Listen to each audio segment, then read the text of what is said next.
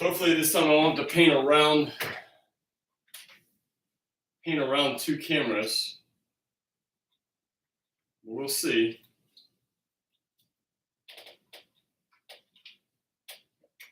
I don't know how safe it is to clip a camera to a cell phone.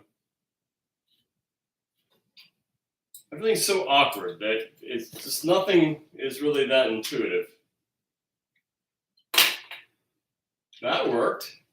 Of course, you're not looking at Zoom, so you have no idea what I'm talking, or Facebook, so you have no idea what I'm talking about. But no, I don't. I guess I'm assuming that. What's nice about Zoom, or I said it again, YouTube, is that I can see the still life in the shot.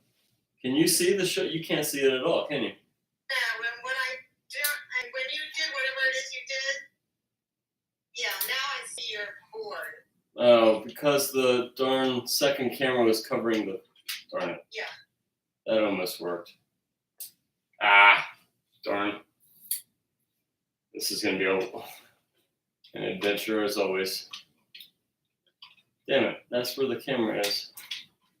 Ha! Ha ha! Oh. Every time I gotta stop making my bragging noise. Every time I do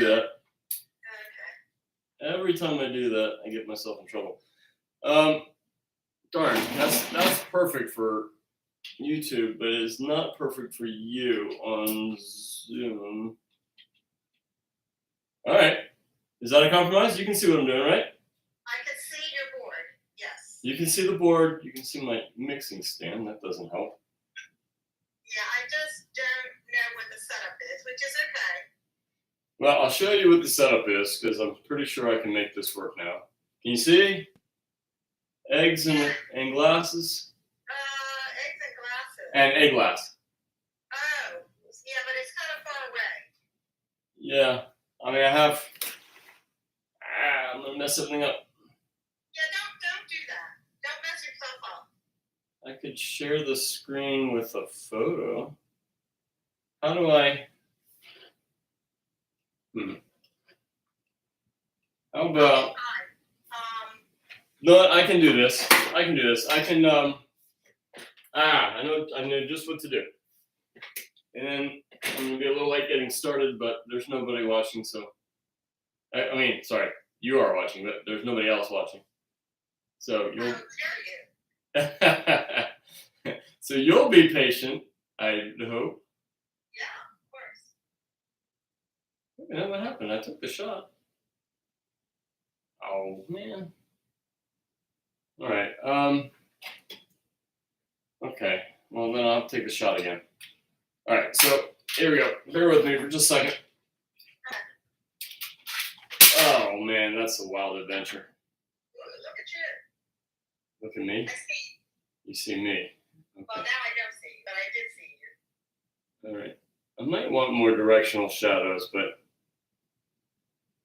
I'll send that to my drive. And when I send it to my drive, I will, I can put it in the chat, or like a link for it in the chat, maybe. Unless you think of a better way. I'm just eager to get started is the problem. Yeah, no, get started. Your phone is tied up right now because that's what you're using for Instagram, right? Shoot, I'm already in low power mode. Okay, so here I'm back to the screen. And I got to get the other camera back on because I just knocked it to the ground and it hopefully still works. It looks like it. And not cover the camera. Check. All right, so can you see the board? Not all of it. Yeah, now I can. That's good. And that's good for Zoom. Or did it again, darn it. That's good for, you know what I'm trying to say. I think so. YouTube. Okay, this is great. I just went full screen, so yeah, I see well. Okay, good. All right, so I'm just going to get started with an underpainting, and then I can take a break for the rest of the paint. Like I said, I'm a little behind. But happy to have such wonderful guests with me. Are you You. talking about your YouTubers? No, I'm talking about you. That's it so far, but that's okay. I'm hoping my friend from Cambodia will tune in. Well, that'd be great, having international presence. I know, that's what you want, right? Yeah, of course. All right, so did you see the last video I put up? No, The avocados? there's, Yeah, but it was cool. I mean, I had the idea. I'm sure somebody else has done it, but you know, it's still an original idea if it wasn't like directly pulled from somebody. But I dubbed it. I edited it from back to front. Like I went backwards. So it started with the final details, and then brushstrokes were removed until it was back to scratch, and then I just let it go super speed from start to finish again.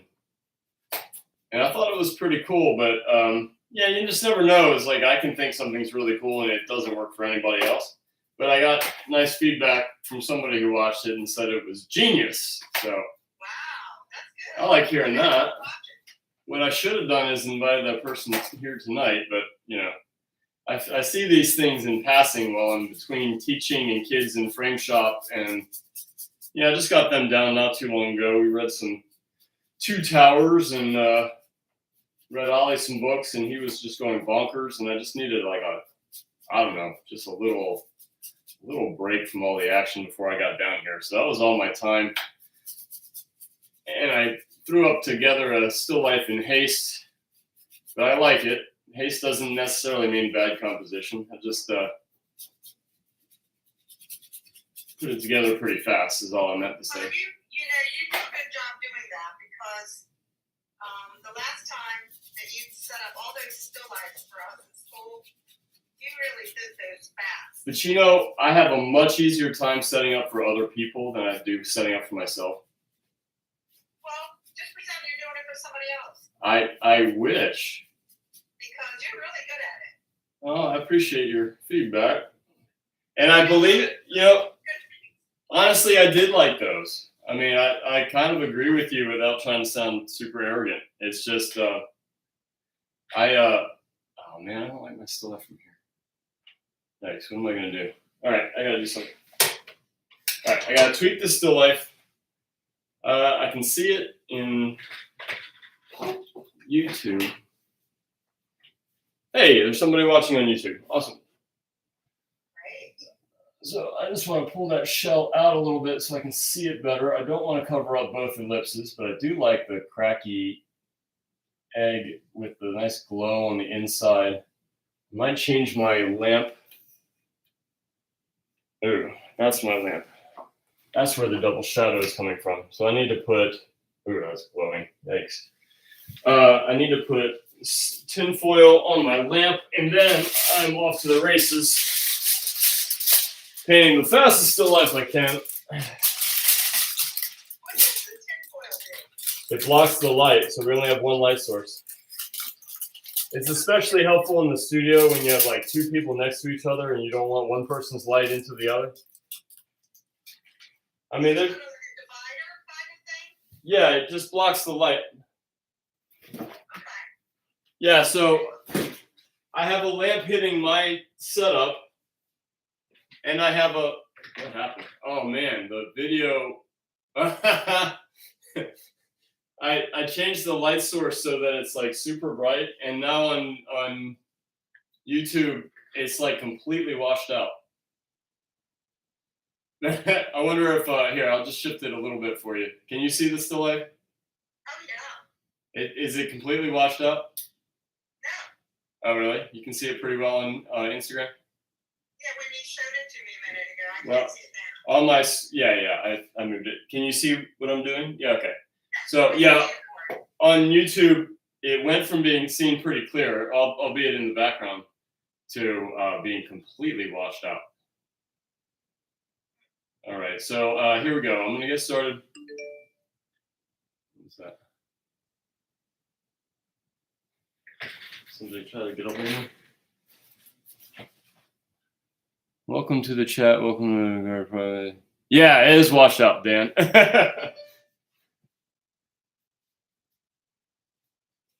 I don't know what to do about it though. So hopefully the still life will speak for itself when I get further in, or maybe I can just take a small break to put it into focus. Oh, it's Chico time. Great. Welcome. Okay, so right now I'm just doing mass conception. What's that? I just telling hi, saying hi to Chico. Hi, Chio. Hi, hello, son. I'm Mrs. Fred. Great. And I live in Cambodia at the moment. So sorry, my video is switched off at the moment, but maybe next week I'll switch it on. Thanks for the information, Liz. You're welcome. Pleasure to meet you, Hans. Yeah, nice to meet you too. That's thrilling. I've got somebody who wants to watch from Cambodia. Chico's an art collector. Okay. Well, I'm an art producer. Yep. And I do these pretty fast. Some of them take a little longer, maybe up to like 4.5 hours, like that squash painting. But the one last week was pretty much 3 hours. The one before that was maybe a little bit longer, but not from the painting, but because of the technical difficulties. Like, remember I fussed with YouTube for so long to get it to work? Yeah. All right, so this stage. Oh, go ahead. I was just going to say, that's why I suggested to Chico that she do the Zoom, because sometimes there's a little bit of trouble with the YouTube stuff. Well, this, I figured out, I hope, what was going wrong was that it was just that it would say that everything's fine. It would say that, it would put the image up and everything, but then it would, the Instagram would steal the camera. But it didn't seem like anything was wrong because the feed was still coming in from Instagram. So it didn't make any sense to me. But so far so good, because I can see that YouTube is up and running. But it was bizarre because I'm concentrating on my painting, I couldn't see the moment where the camera would turn black. And then they could hear me, but they couldn't see me. And of course, that's no good for watching an art video. That's really not good. All right, so I'm thinking that this composition isn't quite what I want yet. I do want the space for all the eggs. What I could do, the reason I'm going to keep going, is because I embrace mistakes. I don't feel like I need to measure everything, because I like the painting itself to have a little bit of a voice. And I make mistakes because of lack of clarity. So I don't want to get rid of the mistake first. I even hesitate to call it a mistake, but I hesitate to get rid of these marks that I want to change right off the bat, because it provides something to react to, something to decide what I do want from what I don't want. And I have a bunch of options that are already kind of brewing in my mind. Like, do I just make the eggs smaller relatively, because they don't have to be life size? Or do I shift the whole thing? It depends on how much negative space here and how much I want.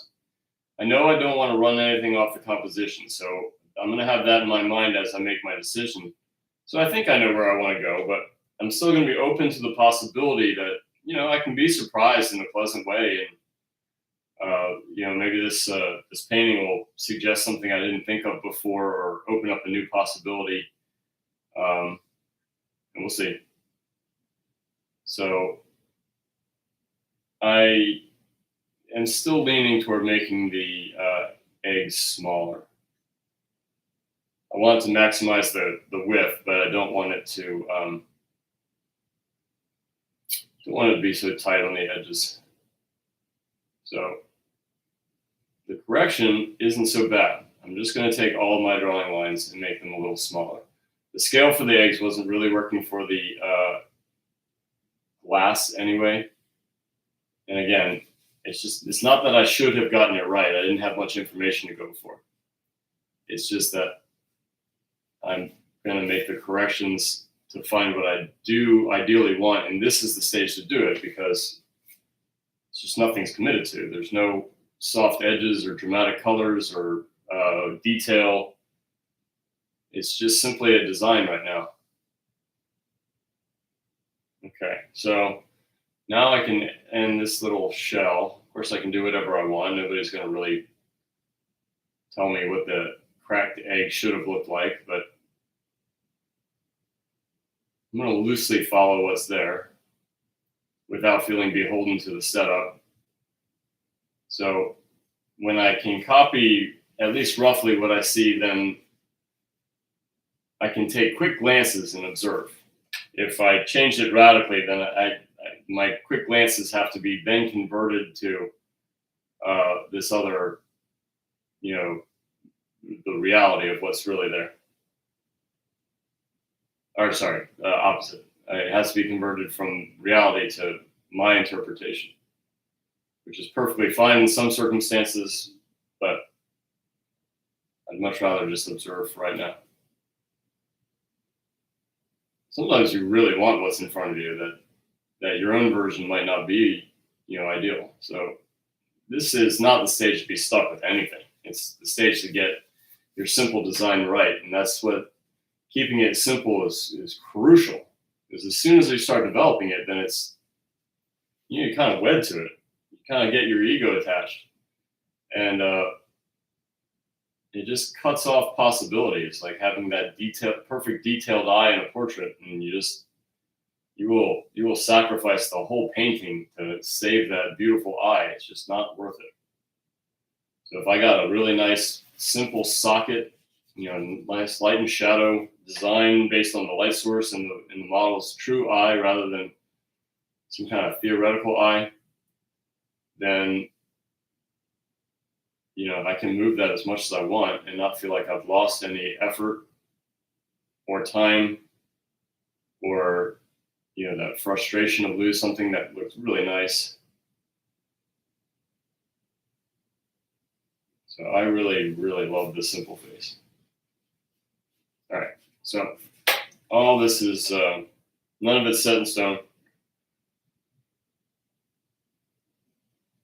One of these days, I'm going to shift the light source a little bit more. This lamp, I have the lamps on tracks, and the track kind of, with the camera in the position that it's in order for me to get both cameras working simultaneously, it kind of gives me almost straight down light. I mean, it's barely left to right, and it'd be more dramatic if the light were more raking.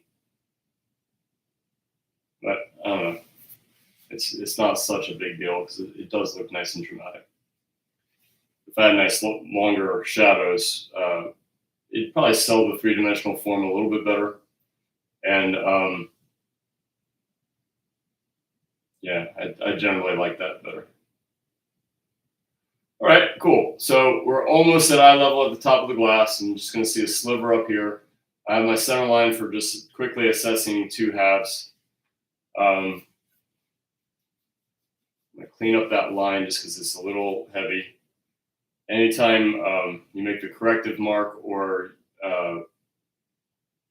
you start letting the paint run out on the tip of the brush, then the line can start getting a little heavy and sloppy. And then it's just not really super clear as to where the edge is. I'd rather be really clear at this stage. I'd rather do that. I'd rather have clarity over style. At this point, I'm gonna get style later. Style happens pretty late for me. I don't worry about style for quite a long time. And when I do a style note, it's not even the same every time. It's just kind of a lot of times just inspired to do something a little, more based on inspiration than some kind of formula. All right, so I'm starting to like this. I have room for putting just a little hint of reflections, which I like that. I'm not going to do a table edge because I feel like that space would be pretty tight. if I'm maximizing the widths, then I don't want to go any higher for the glass. I think it'd be better if everything shifted over. And again, this stage is all about getting ideally what you want on the simple design. So I think that's worth doing, even at the expense of time. If I lose a little bit of time for detail, I think that's better than settling for a composition I don't want. I'm not going to necessarily say good or bad. I mean, for one, that's eye of the beholder. And two, it's a little early in the process to say if this composition really works or not. But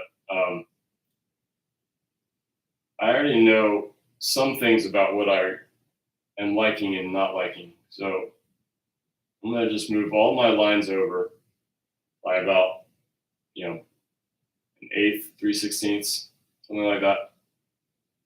And again, this is way too early to settle for a composition that isn't ideally what I want. A lot of people consider thirds. I do too. I just don't, I'm not wed to them. So if I had to just knock this into thirds, I mean, I'm kind of like right on the edge of a third right here. And the other one's right on the edge of the glass there too. We're based almost on a third right here. This one's not being used so much. So what? Again, I'm not beholden to thirds. Not beholden to anything really. When you really get adept at the art fundamentals, you can break all the rules in just the right ways. And I like to, I don't know, I like to push the edge of what some compositions can do, because I don't know, if anything, everyone had the same composition based on the same rules, I think that'd be pretty boring.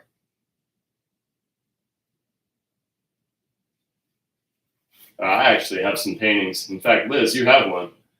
I actually have some paintings that, just really intentionally break the rules just because they're, it's just part of the meaning of the work. So the painting that I did, Clicks, which is one of those YouTube videos, I mean, that has a really prominent spot of the painting, perfectly symmetrical in the middle of the painting. And it's like, by most compositional standards, that's awful. It's like symmetrical and evenly spaced.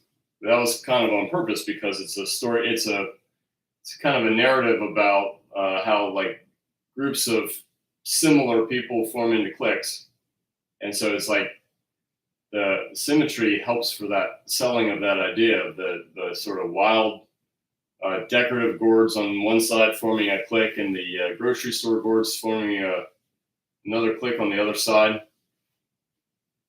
I had another painting called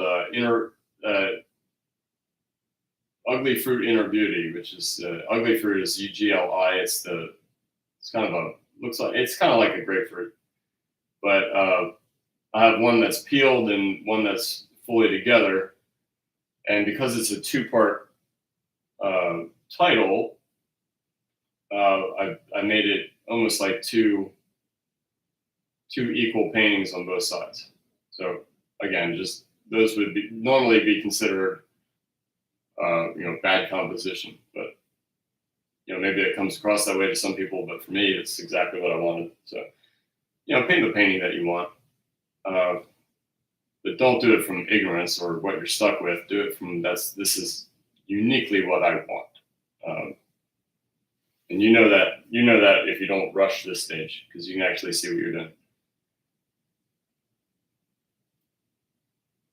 All right, it is a little slow to watch, so I do get the next phase is really about pushing the early sort of dramatic moments of the painting. And so I'm going to fall short of getting perfect drawing because I'm going to lose these lines anyway. But I just want to know where I'm going and what the negative spaces look like. They're just as important as positive shapes at this point.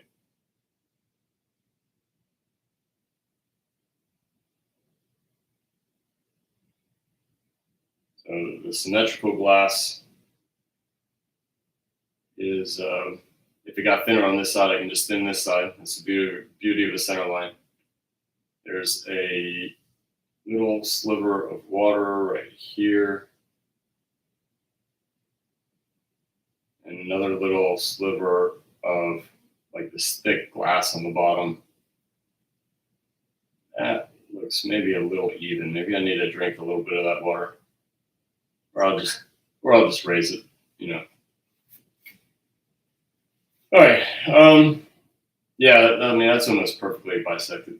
I'm gonna raise the top of the glass just slightly. I think you have the room to do it. The other thing about tops of compositions, I don't think very many people consider frames, but many frames will cast a shadow.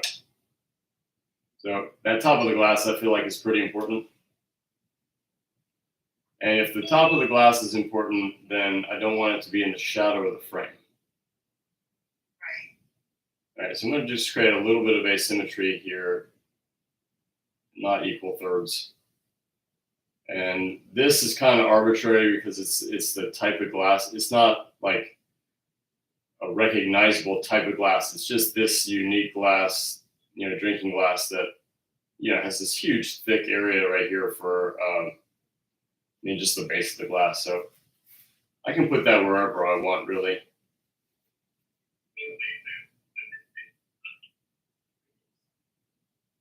All right, so I roughly have the design that I want. So I'm just going to reinforce some of the lines, and then I'm going to get some paint on my palette and really attack this thing. The next stage I use is not any sort of detail either. It's going to be abstract simplification. So I think everybody who paints realism advocates for squinting. I do in a way that embraces the abstract quality of it. Like I don't want to think of egg shapes. I want to think of what is that genuine shape that's in front of me. And if I'm painting a portrait, I don't want to think about what an eye looks like because there's a real shape in front of me. I don't want to think about, you know, what is a tree or a dog or whatever I'm painting. I don't want to get pre-clouded by what I think things look like. And that's what makes it abstract. So whatever that unique pattern is probably won't look exactly like a whatever. So I'm reinforcing some of these lines because they got a little sloppy. So I can tell where I'm going, but by the time I get paint on my palette, maybe I'll forget exactly what represents what. So I want a lot of clarity here. I generally don't block in with such a tiny little detail brush, but again, I don't follow rigid protocols. I think about how do I get efficiently to a finished product using the fine art fundamentals and create something hopefully visually stimulating for a viewer. Because honestly, a collection of cracked eggs in front of a drinking glass isn't going to be written about in philosophical journals for the epic of time. So I better make it somewhat dramatic to make this worth looking at. All right, so now I'm getting just a little structure in there. I do have the room for this shell now, and I do consider things like the frame. And I didn't have it before. You saw me shift everything equally. It wasn't a complete redraw because I could use the old shapes to just shift everything by what I already had. Just if it moves an eighth of an inch on one side, it's going to move by an eighth on the other side. So all the preliminary marks, none of them were considered mistakes. They helped me big time. Go from not really knowing how to fill the compositional space exactly the way I wanted to something that gave me a lot more clarity. Now, I might still make some creative decisions because I like the painting to have its own voice. I know that sounds a little funny, but there's gonna be a lot of moments that I just didn't see coming, and that's not for lack of experience. I mean, I've been at this for a very long time, so I just know that there's going to be some things that I didn't anticipate.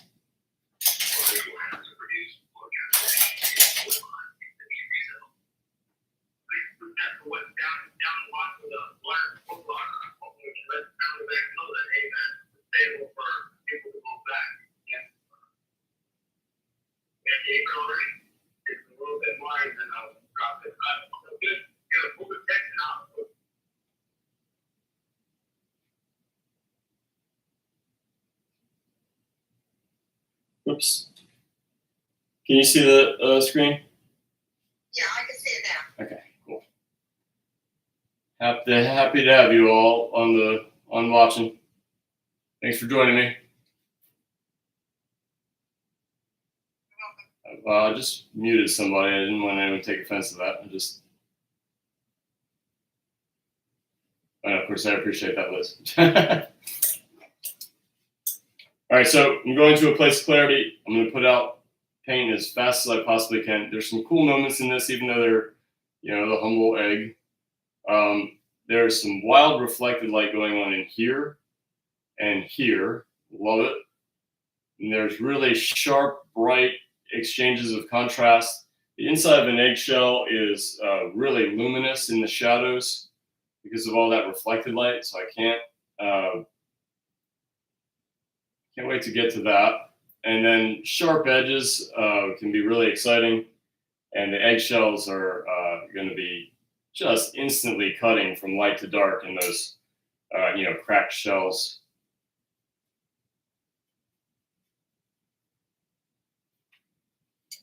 So if I didn't spend a little extra time with my kids getting them to bed, I'd be fully ready to rock and roll. But I just have to I have to put some paint on my palette, and then this thing is going to really fly. So the edges are really cool. They're nice and jagged. Like I wasn't super careful cracking these open for that reason. And I'm not going to bother drawing it now, because if I drew little tiny shapes like that, I'd either have to paint so carefully that I avoid them, or I'll just lose it, and then I've been a waste of time. So I'm not going to waste my time. I'm going to get to that after I've blocked in the environment so that I can just superimpose that edge over the environment. And I'll tell everybody, kind of how to pull that off wet into wet. You get a really sharp detail. I mean, it's not a secret. It's just the thickness of the paint. And so if you create a single brush stroke over wet paint, it just has to simply be thicker than that previous layer. So the trick is to do single brush strokes. I mean, again, not a secret, but it's hard to think about while you're in the moment, especially in Alla Prima. It's like, well, how am I going to get a sharp edge with high contrast on a wet painting and not make mud? Well, it just has to sit on the top surface. So what people do, almost unconsciously, is they just keep hacking away with, they load up the brush and just make, I don't know, scumble. And then they don't make that intentional bold brush stroke that they want, because it transferred all the paint from the brush onto the surface, and it's no longer thicker than the painting layer underneath. And once that happens, you're just mixing paint on the surface. It's just smashing together. So if I can be really conscious about the paint load on the tip of the brush, I can mix it intentionally if I want to transition softly, or I can lay a bold brush stroke on top. I can put complementary colors right on top of each other without making mud. If I'm just a little thicker, and I relegate the brush strokes to 1, maybe 2. And that's really natural for me now. That might feel a little foreign to people getting started. So if you're real experienced, yeah, that's probably like a no duh type thing. But to actually do it, to actually be aware of the paint load, I might actually eliminate this. I don't like these thirds. In reality, the glass is just bigger, but I don't want to go too much bigger. I want to preserve this negative space. I don't know. I gotta make a decision about that. I think I can actually push it below this point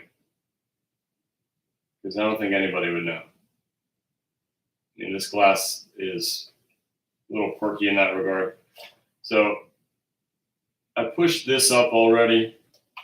That worked a little bit, but didn't work completely. And again, you're gonna, if you keep your eye open, like you don't feel like anything's set in stone, especially for this early simple stage, you can make all the creative decisions that you want without, undoing a lot of detail and finesse. I'm going to lose a lot of the drawing lines in the glass anyway, but it's nice to have a plan. Especially with glass, I want to make sure that the background reads through it. So these lines might get obliterated. I might actually have to redraw it completely if I don't feel like being so in the big stage, big brushstroke phase. Then be super careful about preserving detail. So if I lose the glass, I lose the glass. No big deal. I'll put it back in. Less is more for transparent glass. If you outline it or you make it too heavy, it's no longer glass. So I'm going to get my palette together super quick. And this thing is going to fill right in no time. Next stage, this is just mass conception. Again, it doesn't really matter if it's an egg or a glass or whatever. It's going to be just simply how masses break down the rectangle. And then the next phase is still abstract. That's going to be, oh, what happened? Okay, no, nothing. The next stage is still abstract. That's abstract simplification. So I'm going to squint at it. I'm going to paint just the big color fields that I see when I squint and ignore the rest. And then it's about 5 values.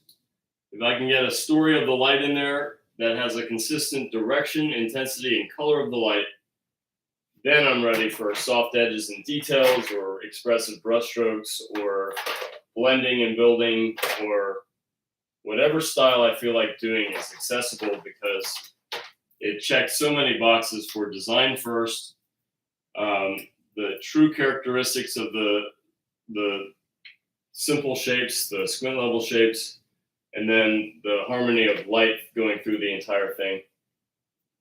I can do whatever I want if I checked all those boxes first. And so that's where a personal expression can really flourish if you've got all those really well marked. If you've scrutinized each step, that you don't rush these beginning stages, then you almost can't make a mistake. Obviously, that's a little bit bold of a statement, but you have so much information already if you check those boxes. But again, that's not radical, but it is something that people like to rush, these beginning stages. If you learn to love abstraction for realistic paintings, you can not only capture what's in front of you, but you can leave a pathway for just really expressing yourself without compromise. I believe that completely. But I respect the other ways too. So some other ways could be measuring systems like site size. I don't have anything bad to say about that.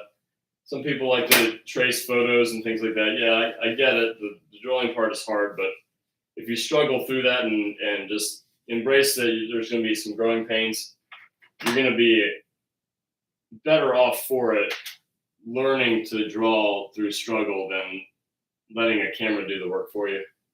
That's my opinion. I'm not here to browbeat anybody. But drawing is so fundamental. But I'll let the painting do more talking than me. But anybody who doesn't know me probably is, oh, no.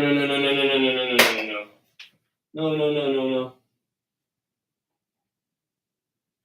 Oh, shoot.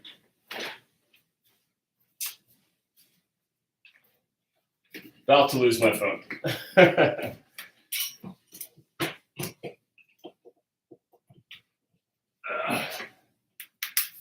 It is not as plugged in as it used to be.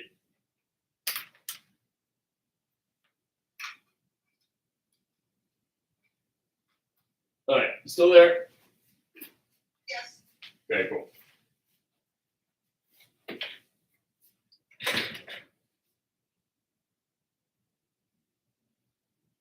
All right. Everyone I don't know, feel free to chime in. I'd love to hear from you. Doesn't have to be art related, just, whatever. We're here having fun.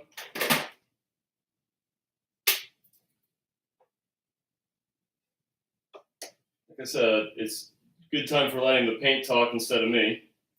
So if we're talking about art stuff, that's cool. If it's non-art stuff, that's cool too. Happy to hear from you.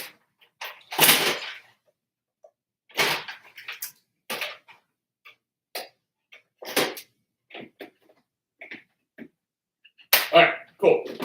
Time to go. So the one thing that I care the least about is preserving the glass because I want that to be transparent anyway.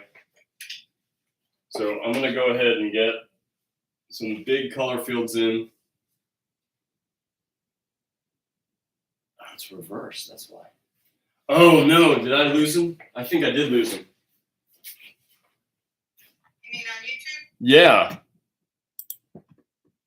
What happened? Because that's this. I thought I was watching YouTube, but I'm not. I'm watching Photo Booth because a lot of times. Okay, no, it's still on. Cool. All right. My computer. Yeah. So I have a little bit of black oil on it. That's my medium. I used to paint with Marache medium. I still love it. It's just I got accustomed to just putting a little bit of black oil on my palette, and I'm gonna stretch the paint with that. But from right to left, I just have titanium white. I prefer Kremnitz, but this is what I have. So titanium white, lemon, cadmium lemon, cad yellow medium, cad red medium, alizarin crimson, yellow ochre, burnt sienna, raw umber. That's chrome green. I don't really like chrome green, but I don't know. Whatever. I usually have sap instead. That's phthalo blue. I have ultramarine too. I might break that out later, but it's nice to have a warm blue and a cool blue. Phthalo is my warm blue. And there's black. Some people don't like black. I do. It's just a tool, in my opinion. It's not any sort of fancy system of the spectrum or anything. But I highly respect anybody who says, I don't use black. Fine, right? I like it because it creates shadows that are really low in chroma. I don't like to use it pure, but I do like it a lot. So if I want my mid-tone lights to be really rich in color, I don't want my shadows to be rich in color. And that system really works because we don't see well in low light. And just go through your house without the lights on, and that's easily verifiable. So I love umber for shadows, raw umber, especially if it's a little bit on the warmer side. And I love to mix colors with black to gray them down and darken them without adding too much chroma, like purples and blues and black, and purples and blues and umbers and some of those darker pigments other than black. Again, you can definitely overuse it, and it can look bad if you do, but I don't know. I think it's worth it to have on the palette. So everything at this point is just simply a guess. I'm going to start from sort of focal area, midtones, that's not nearly rich enough, and see that dot tells me everything I need to know. So I'm going to stop, and I'm going to make that dot work, kind of. That didn't work either. And however many times it takes to get the midtone that I want. I'm not going for any particular area on the arc of values of the egg. It's kind of somewhere in between. And I like to err on the side of a little bit of the dark of middle and a little bit on the rich of color. So the next stage, when I turn it into 5 values, it's going to be desaturated in the highlight. You know, as I add those bright opaques, it's going to get less intensive color. And then it's going to get less intensive color when I transition into the shadow with the turning grays. So for right now, just as a placeholder, there's a rich, you know, arguably a little bit dark middle tone. And I'm going to modify it with bright highlights, and I'm going to modify it again with turning grays, and then find exactly what I need to do from there. So none of it's even remotely concerning right now to be precise or, you know, somehow true to this egg. It's just somewhere in the middle of all those values, and the system is going to modify it from there. Some of these eggs, they're going to have little slight variations of their kind of inherent color, their kind of core color. So I can definitely modify it that way. I'm not treating them as all as dime a dozen, but they're the simple version. When I squint, I don't see those little jagged edges, or at least I do. It's minor. I do see the junction of light and shadow, and I see you know, quite a lot of contrast between the shadow, between the outside of the egg and the inside of the egg. So if I push the idea of darker middle tone, then I'm going to be in really good shape for creating high contrast. Now that the white parts of the shell are not my brightest light, only the highlight is. So I really want to stay away from keying it up too bright, not only for the white shell, but also for the white inside part of the shell, but also for the sparkle of the glass. The glass has to be extraordinarily bright, possibly even brighter than the brightest highlight in the egg. So if I key up the middle tones too bright, and I don't go dark enough for the shadows, then I'm going to I'll have to, my only recourse will either be to redo all the tones that I started with, or to key everything to pure white. I really don't want to do that. So there's a simple block in. When I'm looking at the focal areas, those are the simplest parts of the block in, because I want them as a placeholder for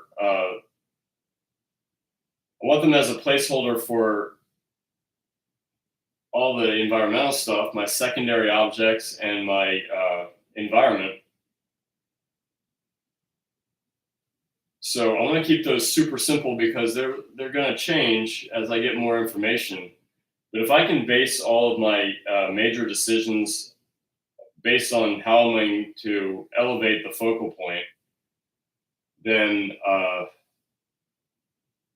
the secondary objects are kind of there to enhance the primary, and all the environment supports, you know, just further on the subject area, but also those secondary objects. So it's in priority, but all of them are extremely important. So a background can really kill your presentation of the objects you really intended to shine.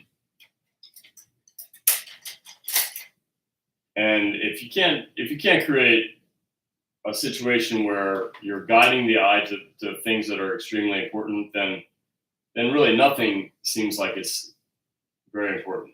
Like, you know, what are you trying to do with the painting? And I like to think about, well, there's this one place that's really going to make sure that the other objects aren't going to distract from this area or that area, right? It's not always that case, but that's typically what I do. So I'm just taking guesses. Nothing is set. There's quite a bit of glow in the shadows of these eggs that, again, I'm just going for some kind of middle value that I'm going to modify by some areas get a little bit more of a glow than other areas. And I'm going to address that later. I don't know if it works yet.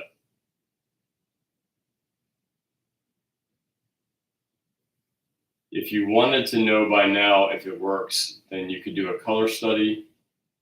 if you want to make sure that the drawing and the composition are exactly what you want, you could do that by now. You could have had a preliminary sketch that gets you, you can work out all the kinks on the side. That's a really great thing to do. I tend not to do that, but on my really complicated still lifes and my like figure commissions and things like that, I think it's a wonderful way of getting started. On my recent painting of the former First Lady of Maryland, I did preliminary sketches and then got those approved. And then I did color studies and got them approved. I did a grisaille of the overall painting to get that approved on the drawing level. I can move things around without, color matching and things like that. And, not keeping it all about the drawing rather than the colors too. And it worked really, really well that way. Alla Prima especially, but even a lot of still lifes, I wouldn't do that preliminary work just because, I don't know, for one, I can do a lot of problem solving on the painting itself. And for two, I kind of like to have the painting, I don't know, open to suggestion. All right, so none of that is right. None of it's, obviously wrong, but it's still put in and left behind for right now, because I wanna just keep building fields of value. I'm doing it maybe a little less boldly than I do sometimes. I know this subject pretty well. I've done a lot of paintings with eggs, and it's one that I can really go for. So I kind of know the pitfalls of this subject matter, which is trying to preserve the intensity of those white highlights and the rim. The rim that is going to be extremely bright as little outlines to create those sharp edges with high contrast, and it will show that the eggshell itself has a thickness to it. Even though it's super thin, that thickness really creates a lot of clarity. The other thing that's a little different than some of my other block-ins that might arguably be more aggressive is that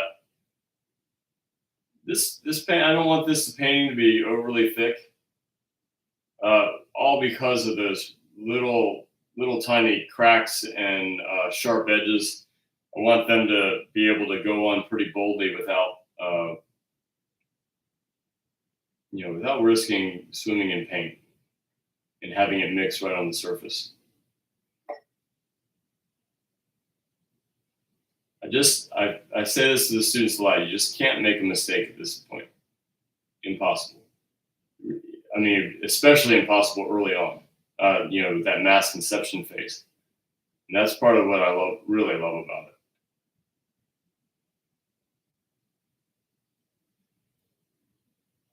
All right, so it doesn't look like much yet. I'll fully acknowledge that, but I see a lot of potential here. So the environment is really important, especially for the glass. And I need to decide. It's like, well, what am I going to do with the background? I kind of have a nice gray for my wall here.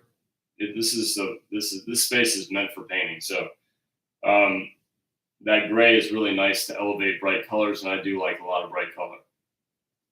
So the gray creates a foil for the color to read against. If the color is highly saturated and vibrant, it'll read even stronger against a dull gray. And I'm going to embrace that. Also, too, is this gray is important because normally the darkest darks are in the subject and not in the background. Like all those all black backgrounds, they can look really nice. It's just not my way. I like the darkest dark and the lightest light to be within the subject matter for the most part. It doesn't always work out that way, but I'm using that as my operating premise. So until I find these values, everything's tentative. I'm just putting in enough information to react to and adjust from simple to specific. And it's put in a way that I'm not going to protect anything. So my plan is that by the time I get over here, it's going to be a lot brighter. I'm going to keep it cool so that the those worms of the egg are going to read. I need to be dark enough for that white. So that first guess as to how bright to go won't work, because then I'd have to key up the inside of the egg too much, and it'll key it up too high for the sparkly highlights in the glass and the other areas of highlight within the egg and the little edges, those edges of the shell that I think are going to be super important for this one. And those are the thoughts going through my mind right now. But nothing is set. I'm not going to be beholden to anything. The glass magnifies the background just a little, and it comes off as a little bit brighter than the background. I'm not saying that as a formula. I'm just saying in this setup. So as a squint level shape, a lot of the glass just disappears. I want to make sure that happens. So I'm just going to establish some things that are found so that when I get to the areas that are lost, I don't lose too much structure. Although, like I said before, I'm not worried about losing the drawing. I can just redraw it. It's not a big deal. Some things is definitely not worth it. And this glass, I'm not going to protect anything. So what's cool about the glass in this setup is that it's almost inverse. This is getting brighter than the background here to darker, and this is getting lighter than the background to darker here. That's really sort of neat. I'm going to embrace that. I'm going to put that in right off the bat. But I do want to make sure that it's not completely outlined. I'm going to lose some of these outlines into the background. And I'm just going to cover ground. All of it might have to get readjusted anyway as I refine the eggs. But the eggs have already been important in the decision making for the background, which is why I go in the order that I do. So I knew I had to be dark enough for that little mid-tone of the white inside of the egg. And it had to be this dark. I already know that I want to go from lighter on this side to darker on that side. So I'm going to go ahead and adjust this to be darker. That's too dark, but I have a good plan that was a bad execution.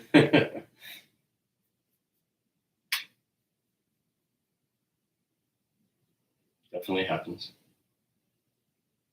I like to paint right into the edges of form. I don't like to avoid them or be so meticulously careful that I paint perfectly on the edge. I'd rather just paint with a big old brush and not be terribly worried about it. And so all the little craggy edges of that egg, I kept that really simple.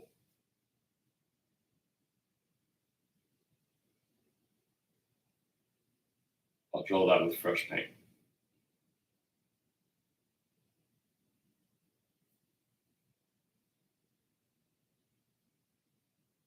I'm going to put a lot of reflected light into the glass too. It's just not on the squint level, so I don't have to worry about it yet.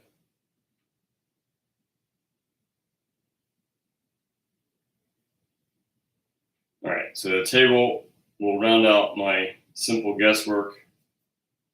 And then it's time to really clarify this front egg as my focal point. And then I'll work my way out from this egg into the glass, and then readjust all the background stuff.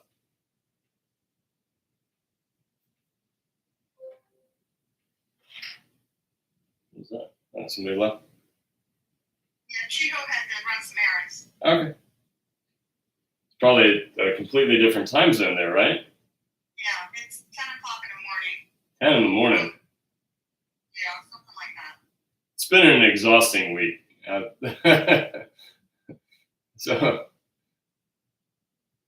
today I'm kind of dragging. I was laying in, trying to get the 5-year-old to sleep, and oh man, I was just like, I really got to paint.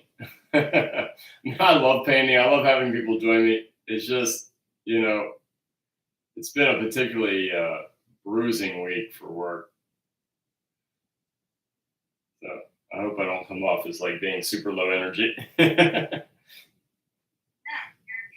That's good. I'll speak for all of them. Although I guess I guess they would speak with turning off the video. Love having you here. So I see this as pretty dull right now, but I see it as a lot of potential. And like I said, I'm in no rush to make this attractive yet. I'm just creating possibilities.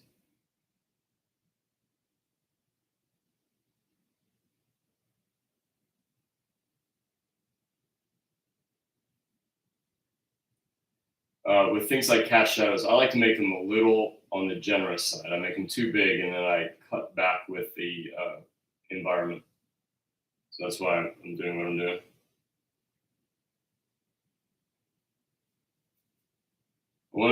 I'm making the table darker than I see it, and that's on purpose because I'm going to have these eggs reflecting. I think I mentioned that when in my setup in the early parts, is that this is keyed up. This is not keyed up. This is placed a little high for the purpose of getting these subtle reflections into the table. And like I mentioned before, we're up a little high on the composition to create a table edge, so I'm not going to do it. I've made that mistake before, or actually many times, is that when you put a table edge in and you don't have a whole lot of room, that sharp edge, high contrast moment down here would just steal the attention away from the more important area. Again, we learn from mistakes. I learned that one because it really just killed the painting, and that felt so bad that I said, I'm not going to do that again. So I like to embrace all these things. I like to think about the process, the just spirit of creativity, and you learn a lot from these little errors, especially if you have somebody with a ton of experience saying, hey, I've been there before. This is how I got through it. So in this case, I've made that error a ton of times with that table edge. In the small moment, it might look like this really cool moment, but in the overall composition, it can just really steal the show and take you away from where you want the painting to focus on. So by now, in my process, that's just an automatic way of thinking, which is how a lot of these principles have to become in order to be really used in the creative effort. So it's just like anatomy. If you know your anatomy, you can the way you see is in those anatomy things. You're not going to draw an arm starting with a humerus and then putting, bicep, tricep, deltoid, brachialis, extensor carpi radialis, longus brachioradialis. You're not going to build it origin, determination, and that'd just be a super inefficient way of getting to a finished product. But if it's just the part of the way you see and it's automatic, you're not paralyzed by overthinking about how to pull all that off. It's just there. It's just part of the way you know. And when you want to diagnose problems, almost all those problems get diagnosed from the anatomy level. So it's really great to know those all that information. It can be a little paralyzing for the painting process itself. It's just a totally different way of thinking. So again, all these quirks that I'm explaining out loud are just kind of normal ways of thinking right now. It's because I've made the mistakes enough, and I joke to the students. It's not really even much of a joke. It's just saying, I know to look for these things because I'm standing on a large pile of bad paintings. Not even. What's that? I've never seen one. You've never seen a bad painting? Yeah, it's because they're hidden in a crypt. No, all those early paintings that you were so proud of, they become your bad paintings. So even if you were super proud of a painting, as you build skills, they're gonna be the ones that you look back on and say, "Oh, look how far I've come." So it's not like my early work was bad. It's just, I'm better now than I was then. And that's the way it should work. So I didn't take any consideration to the direction of the brushstroke. I have fairly thinned out paint and I'm putting it just in a slapdash way. Sometimes I really like how that turns out, but none of that is really intentional yet. And the reason is I just don't want to think about style yet. I've explained that already, but worth repeating. So, okay. So now this is the very end of abstract simplification. So I'm going to start building up that main egg. And it's now in a really good environment. So before there was really nothing to compare it to, and that's why it's just as simple as it is.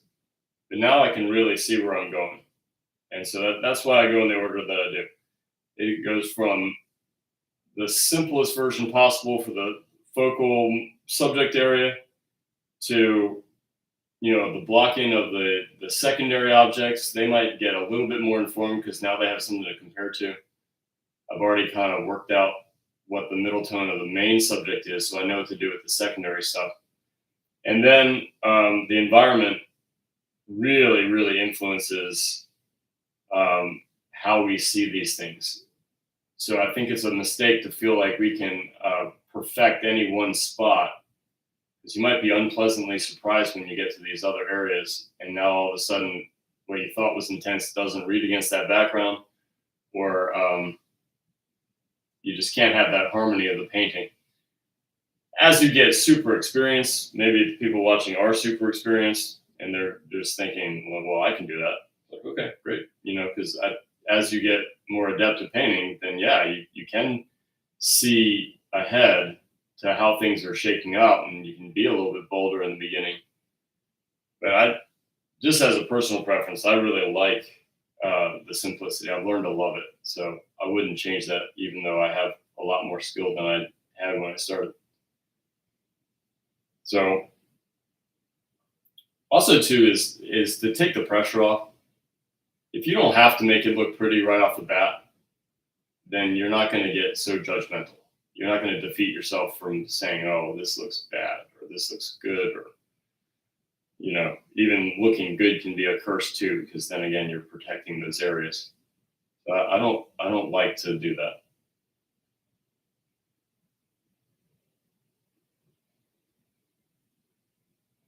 I'm going to paint this egg a little bit farther than I want to go to kill the outline, and then I'll paint into those edges.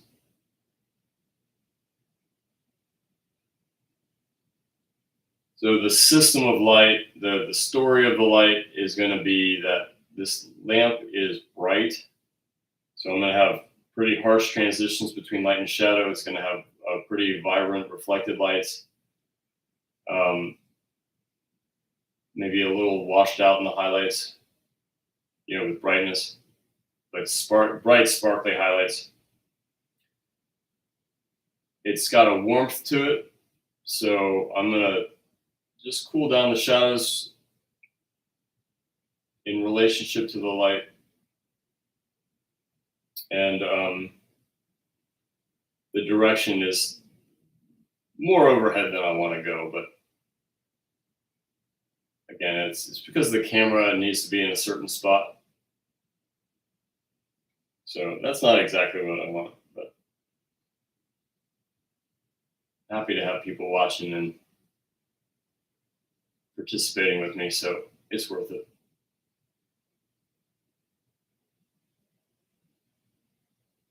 So I mentioned before that if I want a bold brush stroke, I limit my paint load to one stroke, and then I stop and retool. that I wanted to smash together a little bit because I want that reflected light to melt from the turning shadow all the way to the reflected light. And then there's a little bit of an occlusion that we're not going to get reflected light on the very bottom edge of the egg. And the reason is because the reflected light only comes from the brighter areas of the table. It doesn't come from the cast shadow.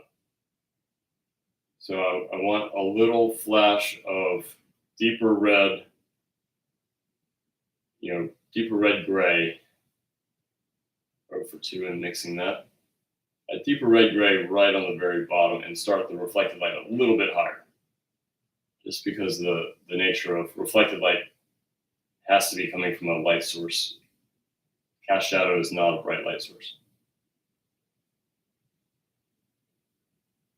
All right, so this edge will get justified. I want to look at these relationships. It is darker than the red egg, the brown red egg, mostly brown. But it's not dark either. It's not nearly as dark as most of the other compositional elements. So it's just a really tricky value exchange. I do see a bit of warmth in there. It's kind of glowing. The egg is translucent, and that light is not only reflecting into it from the bright light sources on the inside, but it also is passing through it a tiny bit. And so I want to capture that, maybe even exaggerate it if it doesn't kill my other values. And so I already kind of know where the parameters of my values are. And I want to go ahead and find that exchange, and it's going to help inform me on the other areas. So I don't feel like I have to get the main egg perfect. I want it to be a good sort of example for the rest of the painting, what I'm going to base my decisions off of, because I also don't want anything to compete with that main egg visually. And that's another thing that I can use is like, this is the upper limit of vibrancy and edge and texture and excitement. And if anything starts to compete with it as I develop the rest of the painting, then that's something I can adjust to fix, to problem solve. And I don't really like the word fix. I don't like the word mistake. I think the only mistake you can make is, maybe going into detail a little too fast. Because then you just lock yourself into things that don't need to be locked in yet.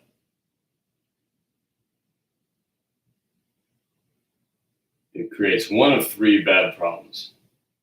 One is,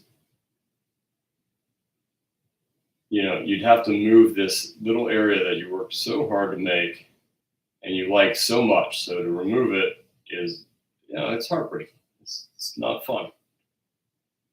The second is to adjust the entire painting to a tiny little detail spot. And when you do that, it's highly inefficient. It probably will hurt your composition. Sometimes you can get away with it in the composition aspect, but still highly inefficient to base the entire painting off of the tiny little detail spot. And I do appreciate efficiency a lot. It's really important to me because I don't paint nearly enough. My kids take up a lot of time in all the best ways because they're, awesome. But, I teach a lot. I don't want to waste time making inefficient decisions like having to undo and redo detail areas or paint the entire painting on, to suit that tiny little spot. The third is to leave a glaring mistake. Something looks really bad, it looks inaccurate, it hurts your impression of the painting on the first impression, which is the most important thing. The first impression is by far the most important aspect of your painting. So when you take a break from your painting and walk in and see it for the first time since coming back from like completely separating yourself from the painting, you're bound to see some things that look really either odd. Sometimes you're pleasantly surprised how something looks. But that's kind of the truer look. It's it's not going to get rescued by detail. It's not going to be rescued by cool looking brushwork. Your painting either works on the first impression and people will justify why they liked it as they get closer in, or something will seem really off. And when they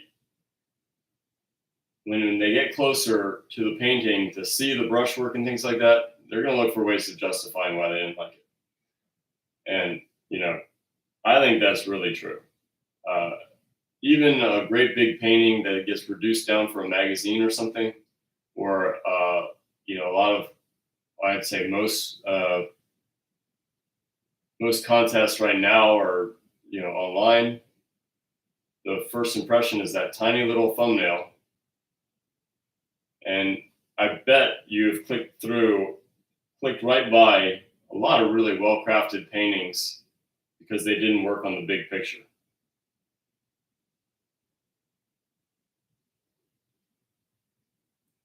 And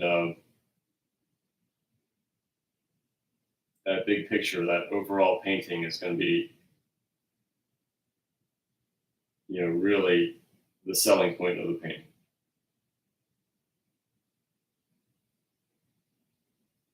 Okay, so I can see by my secondary blocking that the color scheme could be a little bit brighter.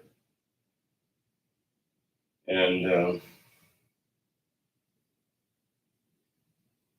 small adjustments because the big picture worked on that simple level to start with. Just needs to get more refined. I'm going to put that style note in when I'm ready. Right now, I'm just building 5 values. In this case, the 5 values really are a little tricky because that little rim of the egg shell is going to catch a lot of light. So that tiny little detail note represents some of the brighter highlights. And the bright, sparkly highlights of the glass, they are kind of a limiting factor. If I want them to be really bold, I could put them in as my brightest light. And that's a kind of a cap for what I can do with the egg. If I want the bright spot, if I care about that sort of level of realism, like the shininess of the egg getting a brighter highlight than a lot of the egg does, like even in the white parts. So I'll create the painting that suits me best, even if it gets a little bit outside of reality. That just makes sense. That the highlight of the glass gets extra bold. All right, I don't really like that shape. I'm going to do something about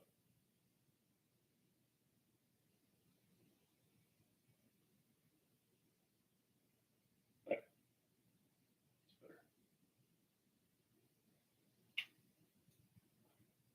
I'm probably going to eventually go to pretty thick paint on this. I'm just not ready to do it quite yet, just because the precision of the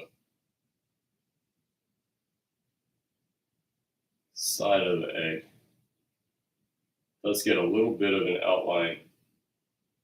I'm probably going to end up undoing this just because I'm going to do more with the glass, and I do not want to paint around this tiny little line. But just to see it at first, knowing that I might have to undo this, it seems like I'm directly contradicting what I just said about protecting detail and stuff. I'm just saying right now that I know in my head I'm already going to lose this. Just a helpful little hint. So create your own rules. break them for the special situation of the painting. All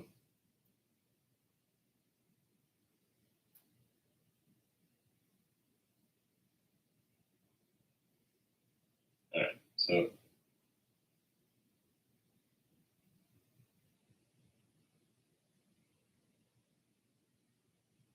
I don't quite have that glow on the inside yet.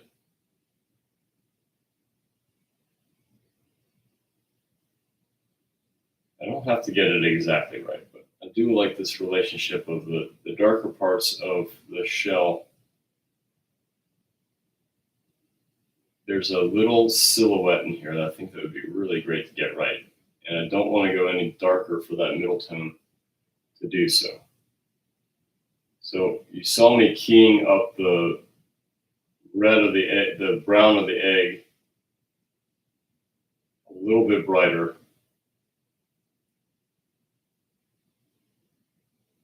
And all that is in hopes of doing this. This little silhouette here I think is really nice.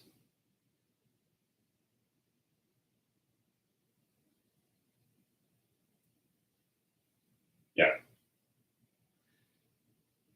Cool. So now I can be really bold with the other eggs. I can even go bold with this one, mostly because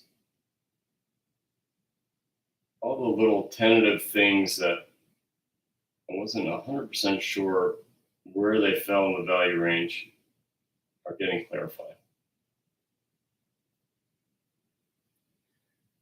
So I'm going to go richer with some of these turning values.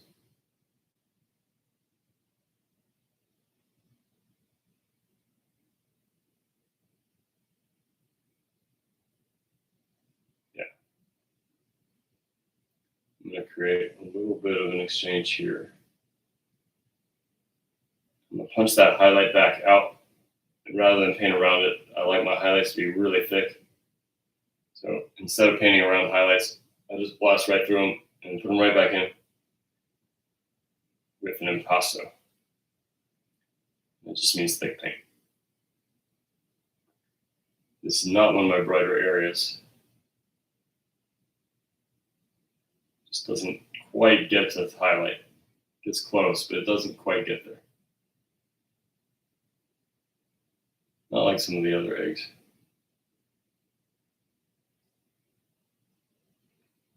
All right. So.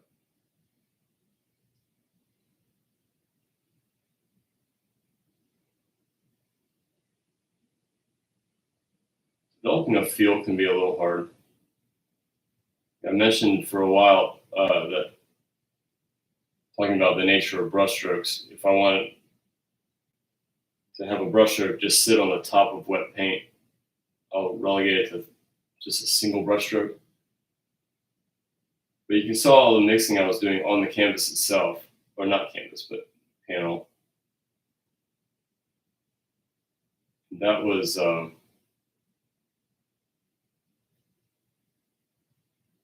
intended to mix together. I just knew those colors are safe. It's just going to go in a simple arc from a deeper red or mid-tone to a brighter yellow or highlight.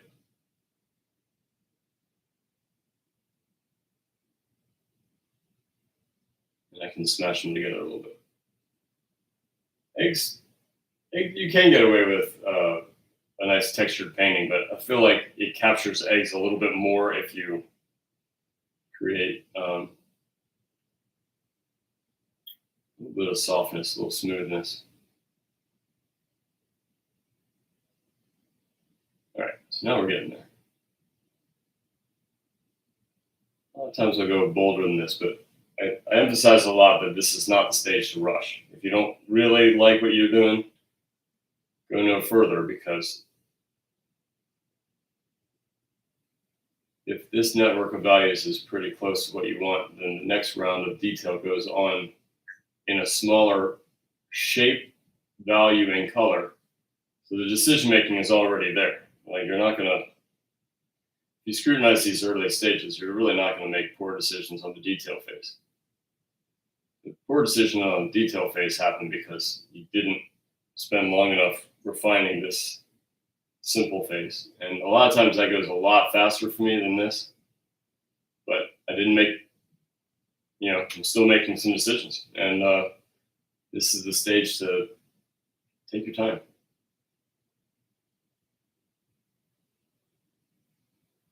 So if you watch YouTube for last night's figure drawing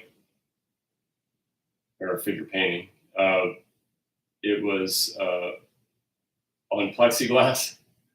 So there was a big time cap for how thick of paint I could go.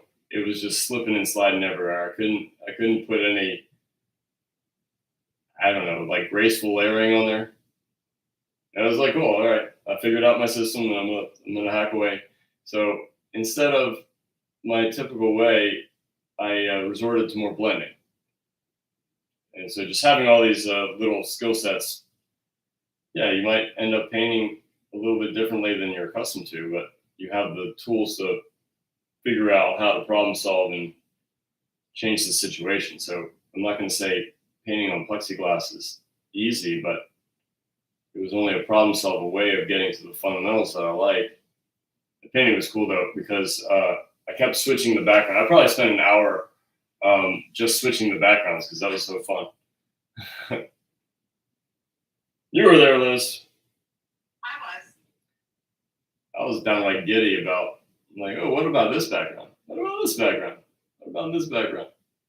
I like the lace. The lace was cool. I liked it when I was folding the fabric to look like she was sitting on like a shelf. I wish we had the full time with her though. Like she came in half hour late and left on time. I know you asked. But you did the right thing. It was just you know, I also feel bad that she had that car accident, but you know, we kind of got shortchanged a little bit.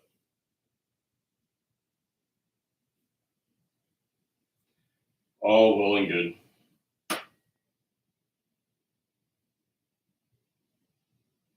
That's another reason. I forget. Sometimes I forget that last night was a real late night too. That's why I'm so tired. All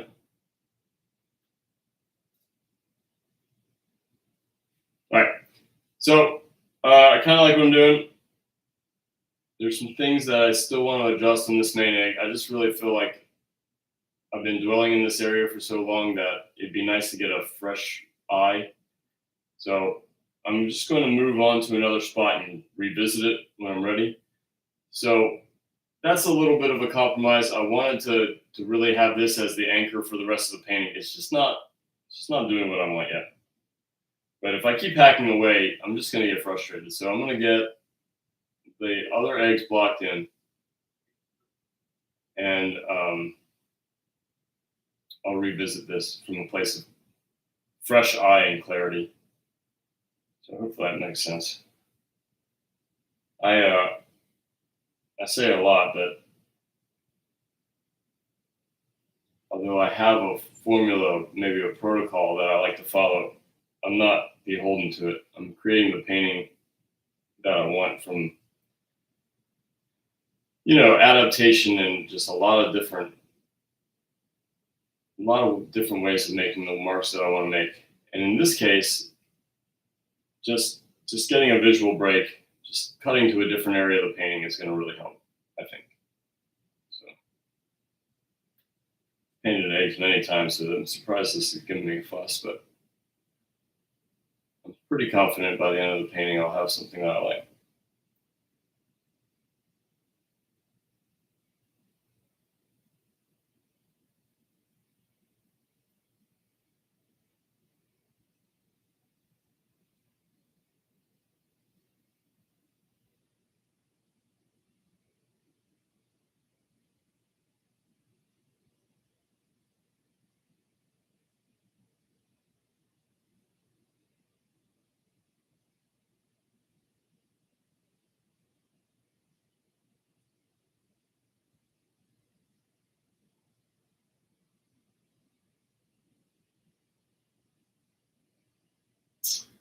Don't really like that exchange.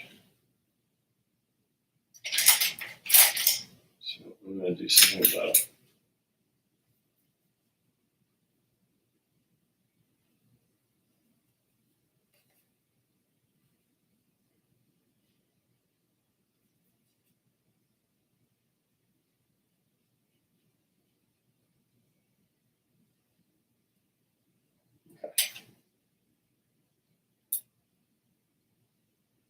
Just got a little bit outside of its bounds. There.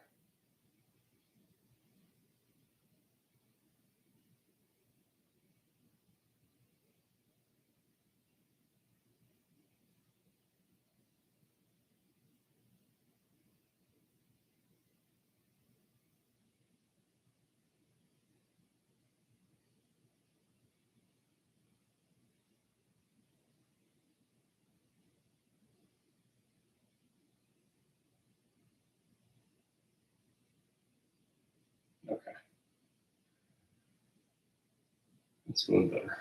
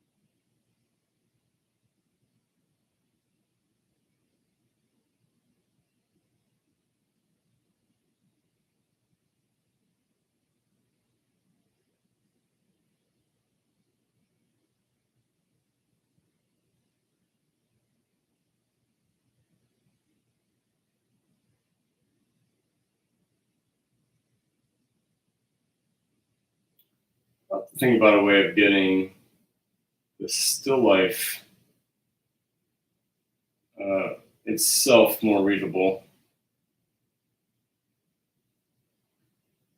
The camera's too far away. It's really hard to see the painting itself. So I'd rather the painting be really visible than the subject. But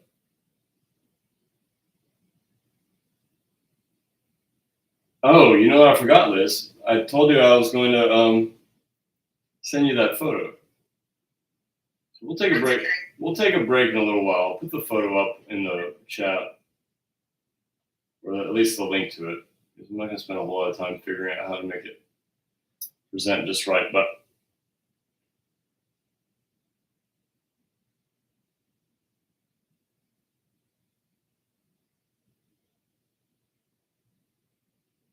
all right.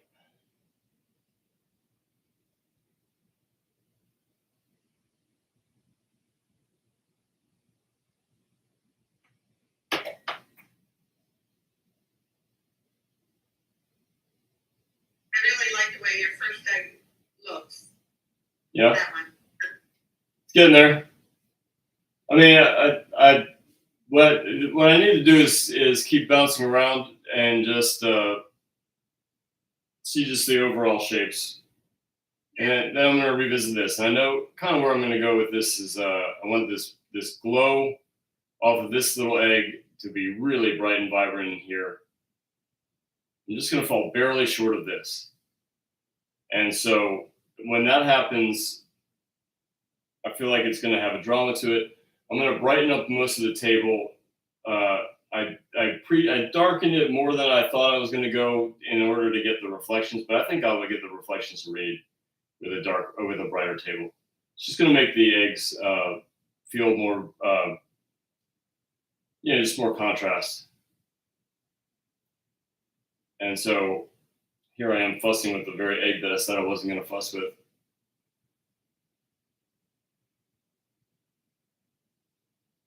And I mean, it looks so perfect to me. Perfect to you. I mean, it's coming along. I'll feel happier when the rest of the painting supports it.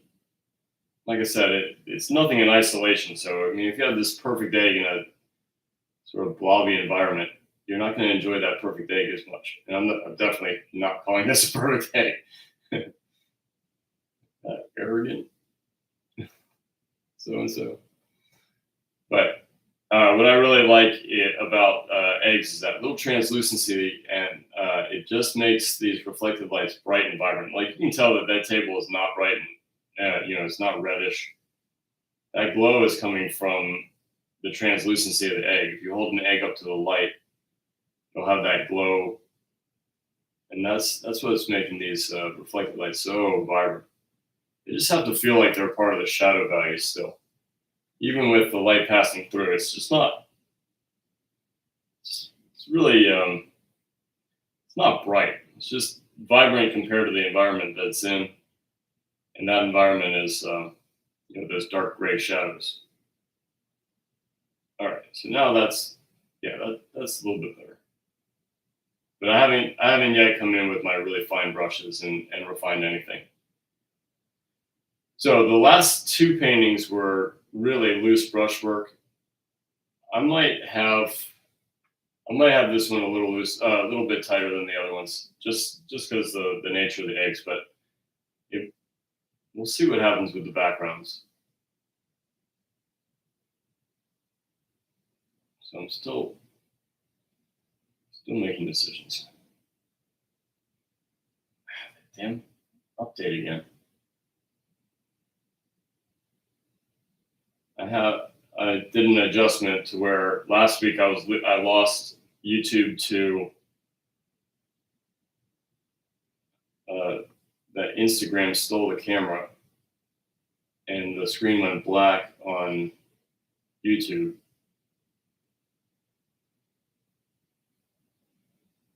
So this time I have it plugged into the desktop, but every like, I don't know, 20 minutes, it wants to do an update for Adobe. And so that's what I'm seeing on the screen right now is do you want to update Adobe? But I've tried to click on that in the past and it did nothing. So it's just this kind of plague of my existence. I can't really get rid of it and I can't, satisfy what it's trying to do. That's all I see right now. It kind of took away the screen that I was reading YouTube on. So, all right. I'm still not happy with the vibrancy of that egg. You were saying it looks perfect. I do appreciate that. I take your statements as honest, and I appreciate it. I know. It's just, I don't know. I know I'm really confident I'm going to get it to where I want it to be. And I know I'll get there better by stop fussing with it and work on other areas. So I better do that instead of just talking about it. That's the nature for everybody, though. We're always going to get frustrated in little moments of the painting. So, can't let it drag you down. What I see from here with you're working on right now, shell, and the one that's right next to it, there's some negative space, right? Little tiny negative space. Yeah. That's really nice. I like that. Yeah, I wanted to I can see it from here. Oh, good. Yeah, I wanted to preserve that. I'm glad it's reading that well. Yeah, I mean, it is. It's subtle, but I can still read it.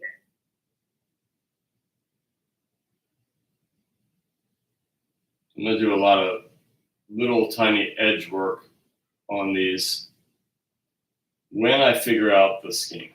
Like the scheme isn't quite there yet. And a lot of times I get there a lot faster. This one, again, it's just, it's falling just a little bit short of what I want. And that's good to see. It's not great for demonstration, but it's, I get a lot of insight out of when these demonstrations that I watch have the struggle moments that they have to work through, because that's honestly what you have to do on paintings. You have to do a lot of problem solving. And it's not, and we're not talking about, I don't think bad. I'll let everybody else be the judge of that, but I'm not thinking about bad. I'm just thinking about it's not as dramatic as I like at this stage. This stage, I want to be scaling back the sort of garishness, and I'm just not there yet. I like a lot of exaggeration early on, and this is not, it's just kind of falling short. It's like in a gesture drawing, if you don't push the difference between rib cage and pelvis. It's like the pose is accurate-ish, but it's a little stiff, a little boring. That's kind of what I'm reacting to right now. And it sounds like I'm belly aching. I can totally understand if anybody does think that. It feels like it to me.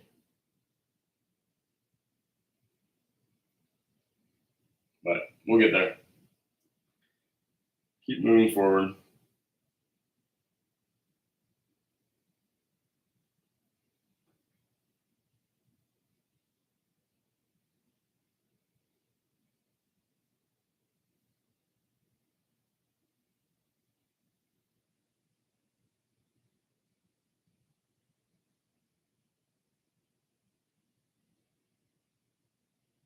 Yeah, last night went well. I don't think everybody paid me though.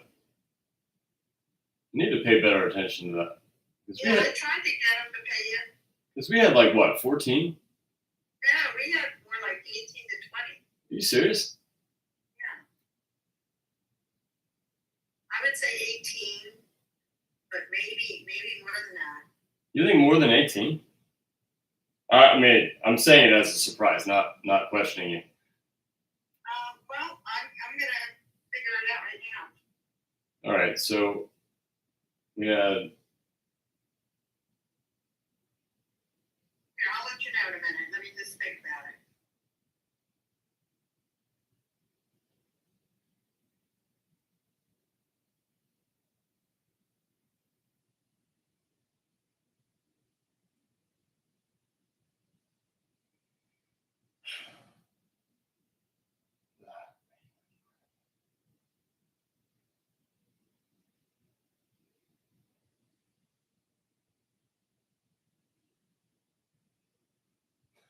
I watched the demo. Who was it? I've watched total wipeouts on demonstrations. That's not going to happen on this. I'm gonna dig this one up. I don't see what's wrong with it, really. I mean, I think they're doing okay. I mean, Well, to me, yeah, like I said, it's not that it's bad. It's just that it's blah. And I like this stage to be really rich.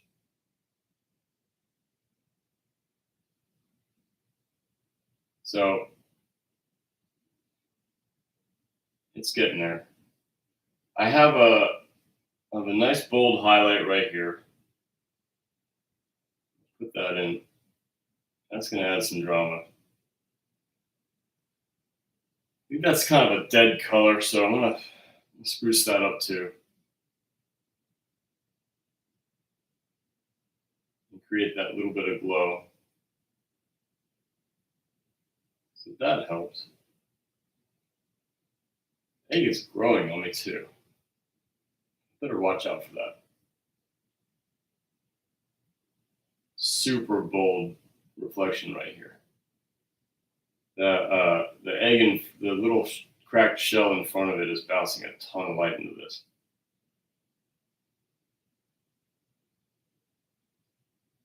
However, I can't put it as bright as the mid-tone light. And if I go any brighter with the mid-tone light, then I will have sort of violated the bounds of the story of the light. If this egg isn't super shiny, it's not supported by the super bold highlights of like a polished metal or something. So I really don't want this reflected light to be brighter than this, but I don't want to go much brighter than that for the sake of losing color and the sake of the brighter elements. Just a little bit of a juggling act. I'm going to get it balanced through just this little pushing and pulling. Yeah, I just don't like the color yet. I want to get it bold.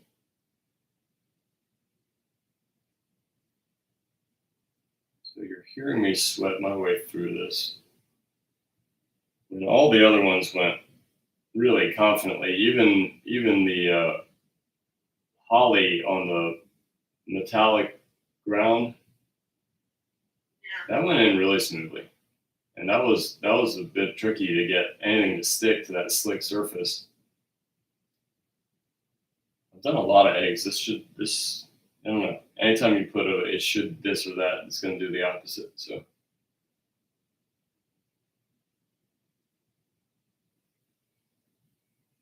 Okay, now we're cooking.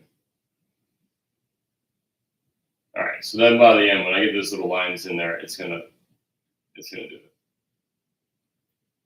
All right, so I'm gonna get pretty bright right here. I don't see a highlight, but there's a lot of potential for it to be there.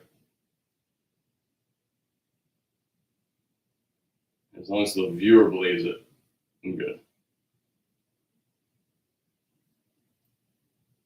All right, cool. Moving forward.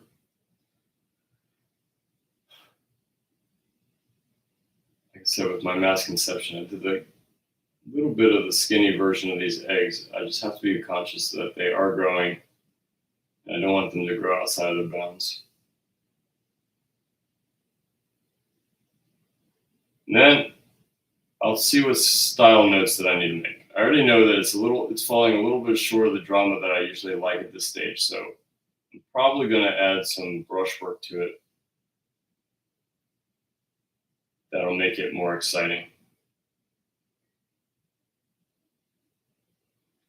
The edges will really help. And that was the reason that I stayed a little bit on the thin side of paint to start with. So I wouldn't be fighting all that thick paint as I'm trying to add fine detail. All right. Okay, good. All right, so look at that cracky egg and craggy surface in just a second. I'm going to get some brushwork on the glass. I'm going to get that nice and bold. I'm going to readjust the background and foreground, and then I'm really going to attack this thing with those little fine edges. With the glass, I want to do less than I see. I'd rather do less than do too much.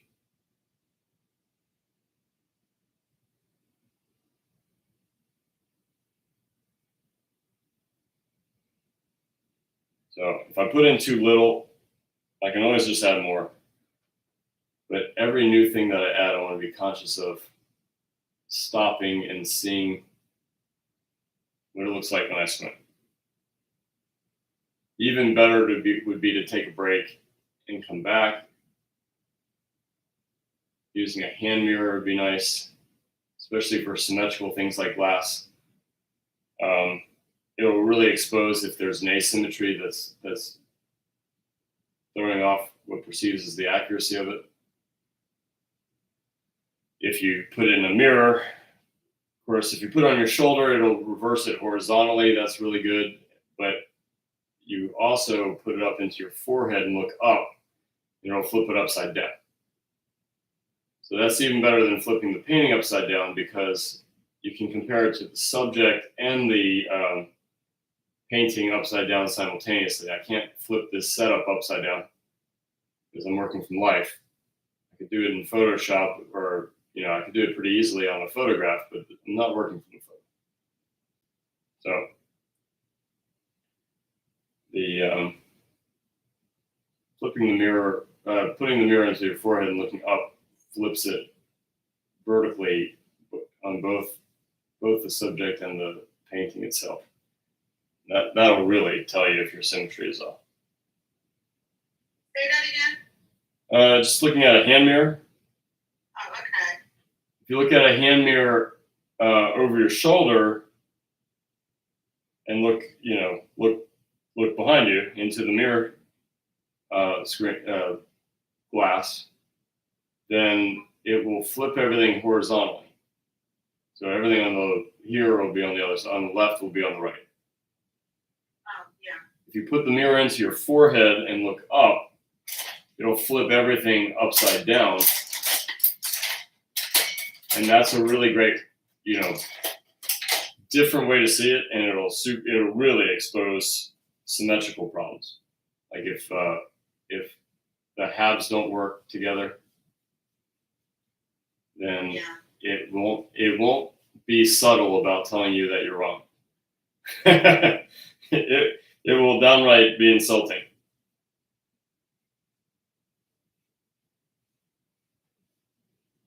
That was way too bright. Yikes.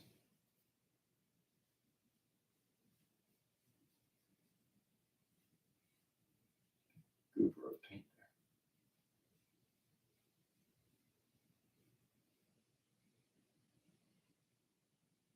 there. Not a terribly precise painter. It's not that I don't, take my time or anything. It's just putting the brush in exactly the right space. I know artists that do that a lot better. So the way I get around it is I'll paint something maybe a little bit too far, a little bit too thick, and then I'll scale it back with the environmental information. really works well for oil painting. Doesn't work so great for like pen and ink. I got to be a lot more careful with pen and ink, watercolors, things like that. But with oils, I know that I can just work wet into wet, and just take an edge that isn't quite right and make it better. Now, the second line that you have on the glass, Uh-huh. for me, and it could be just the angle of the camera, it looks like the left side is wider than the right side. That's good enough. It could be that I'm looking at a funny angle. I think a lot of times when I'm editing the video, it looks like that, and in the real painting, it doesn't as much. But I want to take what you're saying seriously.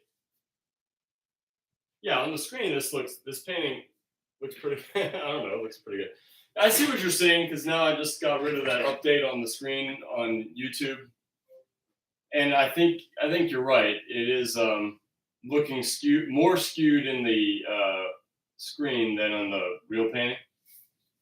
Yeah, I figured it was the angle probably that I'm looking at. But what I want to fall short of saying is no, it's right. I want to really take what you're saying seriously, and consider that. And it's going to be based on the center line. So if the center line is right about here, then I haven't really defined this edge all that much, but it's measuring pretty well. And so that part looks okay. I'm talking about like the second.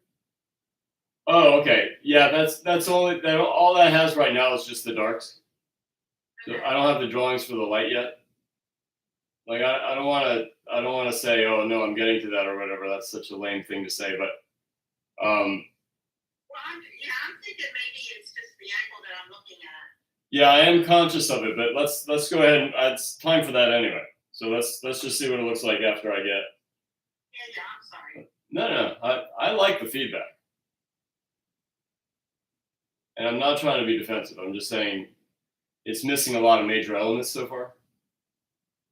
Like I only use the darks as a placeholder because I moved them around a lot. I didn't really like how almost perfectly in thirds this waterline made the glass. And I made a little bit of a mistake there. Instead of just trying to make it up, it would have been so much better just to drink a little bit of water or dump some of it out, to change the composition to what I want instead of trying to make it up a little bit. So I would say, yeah, so I'm just going to go ahead and say that that's a mistake. Like that's an easy composition adjustment to make it that I can observe something I like better rather than trying to change it on the painting. It's not like it's not going to stop me from pulling it off. I don't think that's that big of a deal. But if I can make a little adjustment to the composition to make it ideally what I want, that's so much better. I really like what you're doing now. You do? I think you're gonna love it when I change the foreground. I think that's part of the reason I'm just I don't know, feeling like it's a little block. It really looks like water in a glass. I mean, it's so. Oh, okay. You're talking about just the glass itself. Yeah, I think that's going well. I mean, it looks like a water. I mean, it looks like water in the glass. I need to. It really looks good. Thank you. I appreciate that. Yeah, I like it too when you bring the paintings in so that I can see them. Oh, yeah.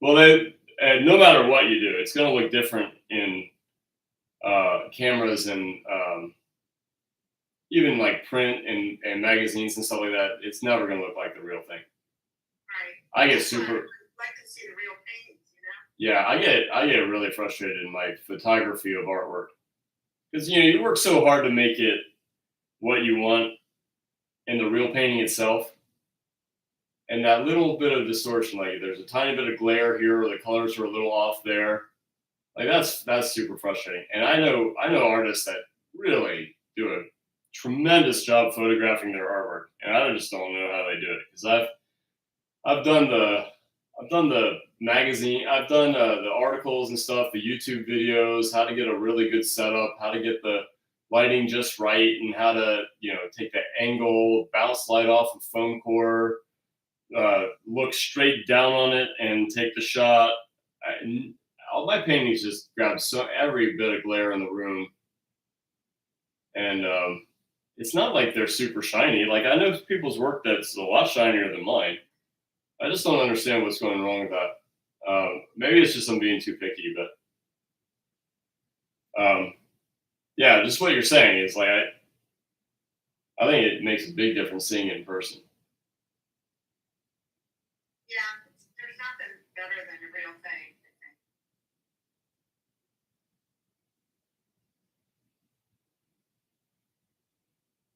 So we have our little show at St. John's tomorrow. Oh, really? That's great. And I'm gonna drag the kids out there. What time? What time is it? I think we're gonna start at like 9 and go till 1. So, are they having a service then? Yeah, and that's going to be the bulk of the people who show up. Okay. So I mean, I could do a better job advertising it and getting more people out there. I'm a little hesitant to do that though, because like I really want the Schuler show to be really well attended. I don't want people to get burned out on art shows.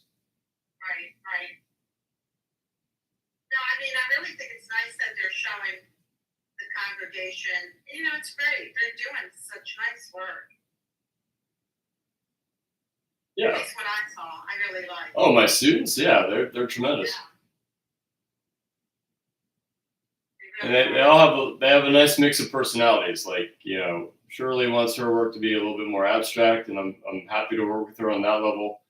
Sandra, Is she the one that says tea time? Yeah. I love her. And Sandra DeRossier, she likes her rather rendered still lives, and they look great. She did Bouguereau copy, I think, when you were there. Oh yeah, right. And fabulous sample painter. yeah, absolutely. God, she's good. Marcia does a lot of like dogs and hunt scenes and stuff. Yeah, so it's a pretty wide mix of genres and styles and media. Because we have like what? Marcia, she would have been online. It's tragic though, because like she'd been saying all year that she's going to come in person, and it just doesn't work out for her schedule or whatever. And I went to class, all well and good. People were filtering in, and I get a call saying I've got to pick up my kid because he was like falling asleep in class and feeling poorly. And so the few people that were there, I was just like, look, I'm going to take off. I'm going to be on Zoom. Like, just bear with me while I'll give you a round of instruction, and bear with me as I get out to Westminster and pick up the kid, and then I'll in the parking lot I'll zoom in, give you another critique, and then get home and then give you another critique. So the teachers were all like, yeah, he's really feeling poorly and laying down. He's asleep in the office, all this stuff. And like, it's not like I don't believe him or anything. It's just after I got him home, and I leave even part of the car ride, it was like chatterbug and super active. It's like, you're not feeling poorly. but that was like the one time Marcia showed up like all year.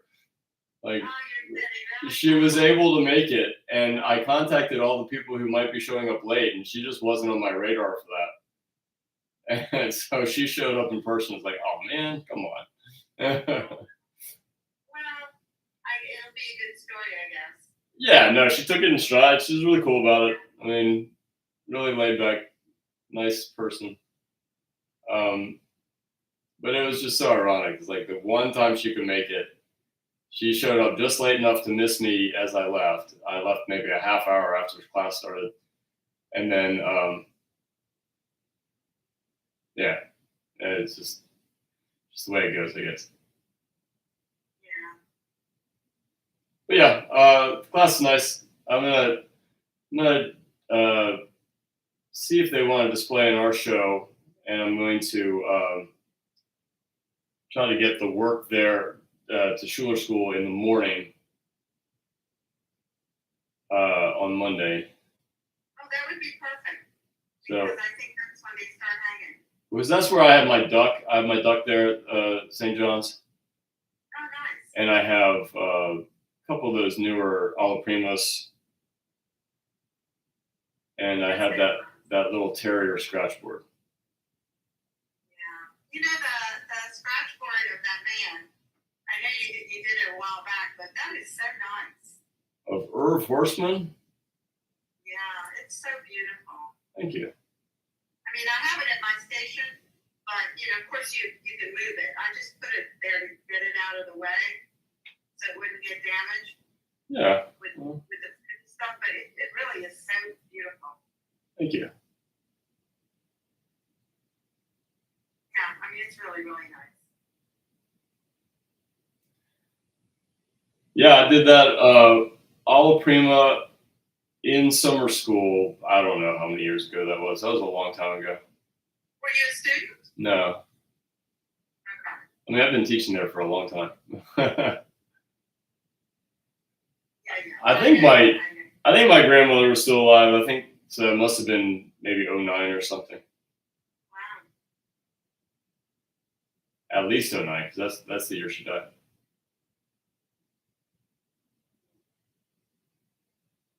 Unless I'm mistaken, it was 08.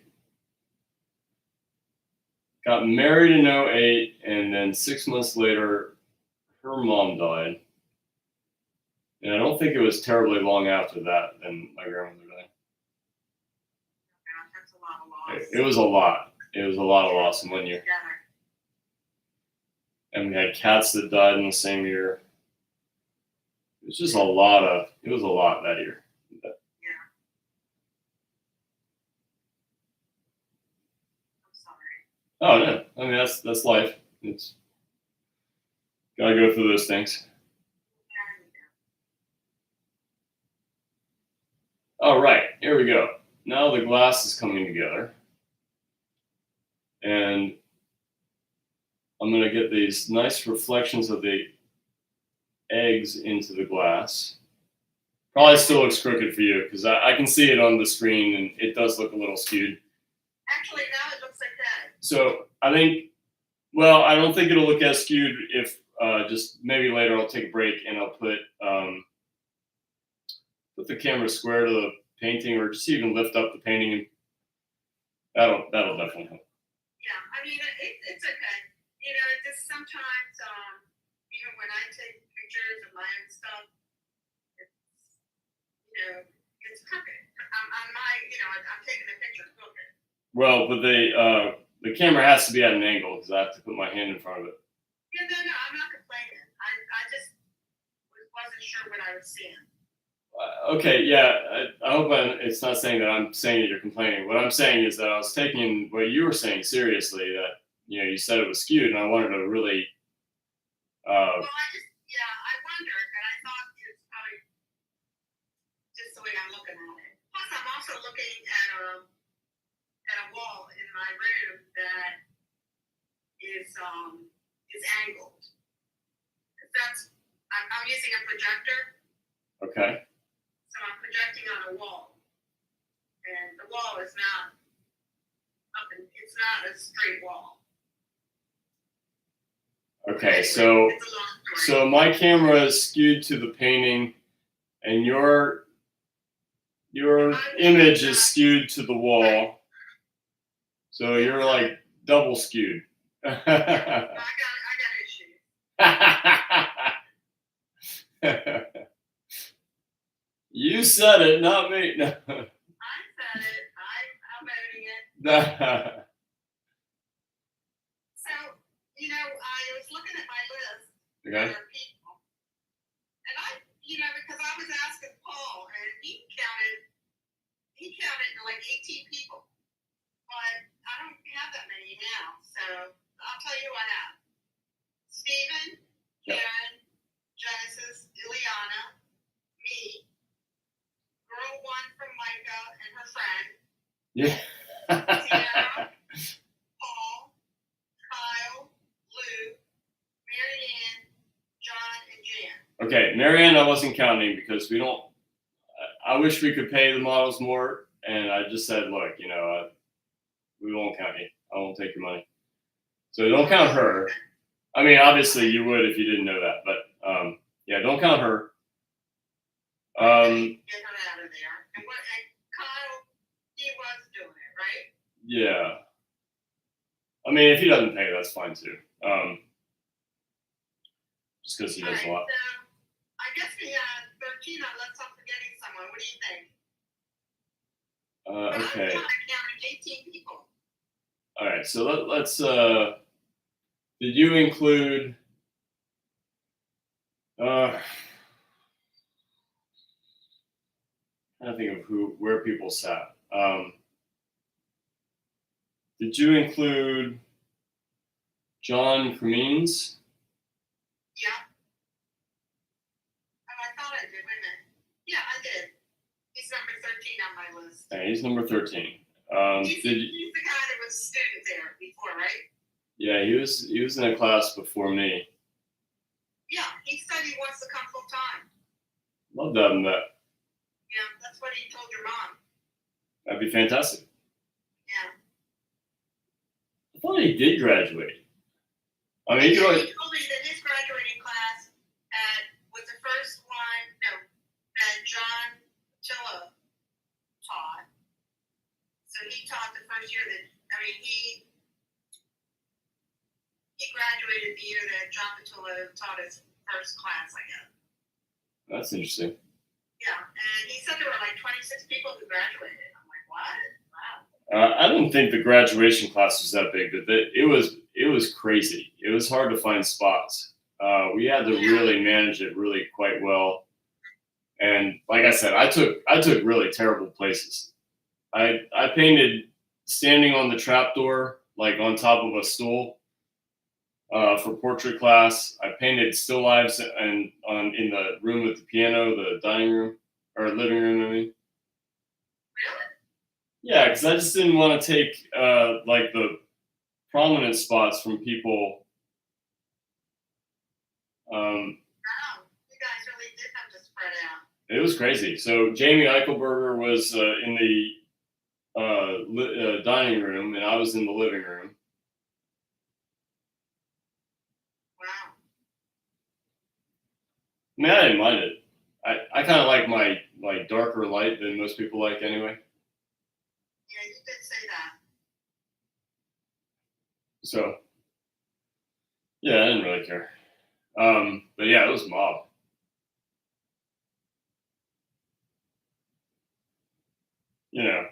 I think honestly it was too many people, but I guess that's better than not enough.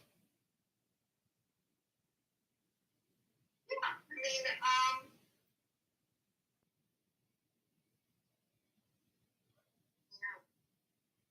All right, so now this glass is missing just a few little things. Some fused accents would be nice. And then getting those reflections of the eggs in there. And then, like I said, I want to really solidify the background and foreground because they need to be adjusted because they're kind of muting things. I like seeing the background through the glass. I mean, that's kind of a requisite for glass. It's just not elevating the other props enough. So I'm going to try to keep it so that the glass still works, but I can still tweak the background. There's going to be a little tiny range that I can get away with and still check those boxes. And so I can't go any brighter than this. That's pure white. So I'm not going to do that. And I can get away with the splashes of color for the eggs reflecting into the glass. That will make it a little bit better. And then this edge, the edge, I just don't want to over define the edge. I don't want it to be outlined. right. But I feel like if I find it here, I can lose it here. and then it won't be solidly outlined. And then with that line here, I see the egg a little further in, but I don't have to put it there. Because again, the standard that I need is to make it believable for the viewer. And I'm pretty sure the viewer wouldn't balk at me putting the highlight or the reflected light closer to the edge. Pretty sure. We'll see. And sometimes it's nice to see it rather than just theorize, but pretty sure I'm going to get away with that. So I'm going to go ahead and do that. We'll put the eggs right here on the edge so I don't have to have that dark outline defining the whole thing, the whole edge. And maybe I can go a tiny bit brighter than that, but not much. If this is reflecting, this has to be duller.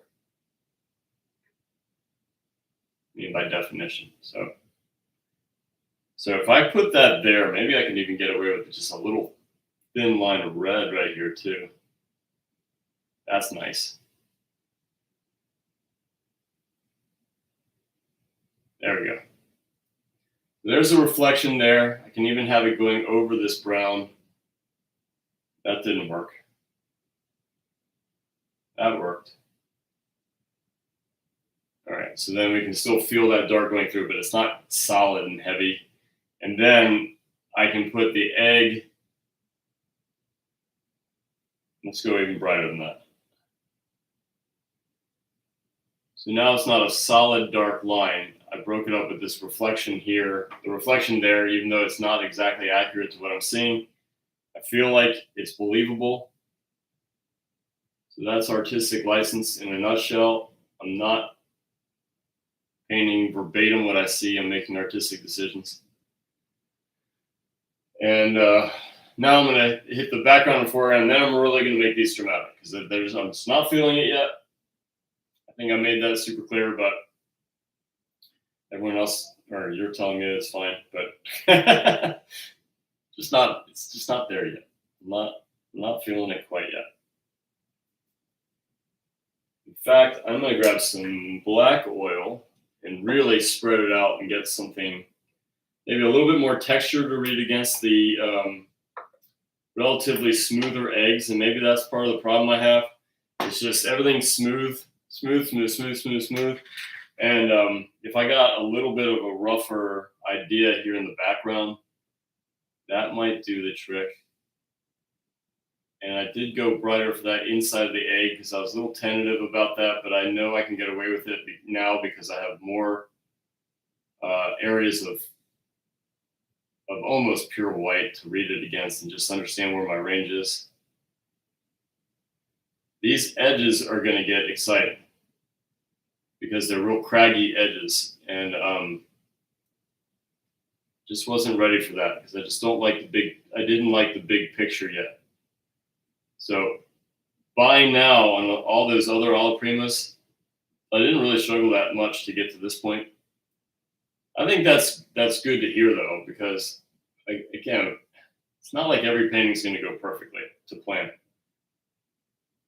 And sometimes you paint better, and some days you paint worse, and some days you feel like you're painting bad even if you're not.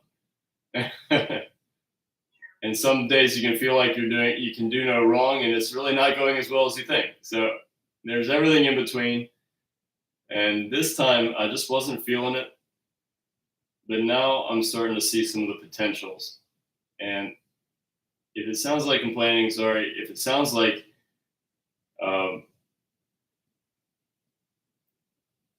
just kind of that inner dialogue that a lot of demo artists won't let you have access to, I hope that helps. Because that thought is there. Like I attended a Jacob Collins demo. As tremendous as he is, he was not feeling that painting. He did not like how it started, and he was sweating for a lot of the painting. And that was really informative for me. I think he's a tremendous artist.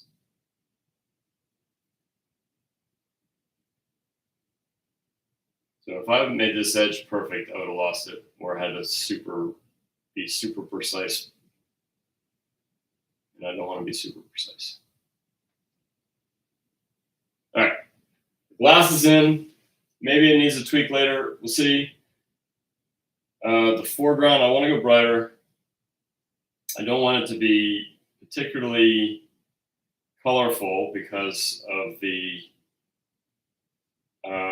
eggs and the reflections.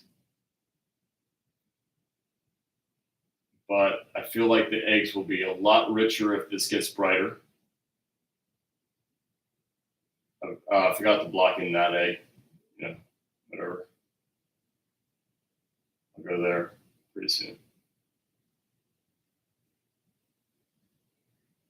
And again, it's not necessary. It's not really that thick paint, but it is a little choppier than the egg. So just by contrast, if the background and foreground are choppier than the foreground, then the eggs look smoother, just by comparison. Right. And then let's just go ahead and throw some egg into the table, maybe even a little bit brighter than that.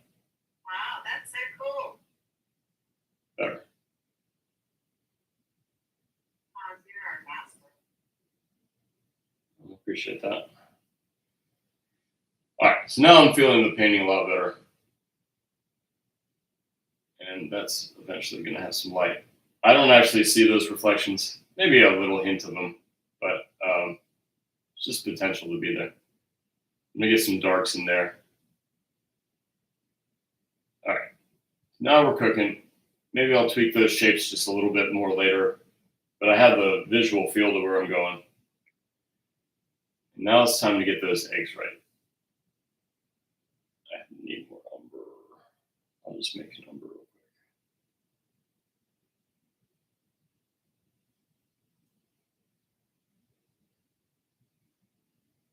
That's purple.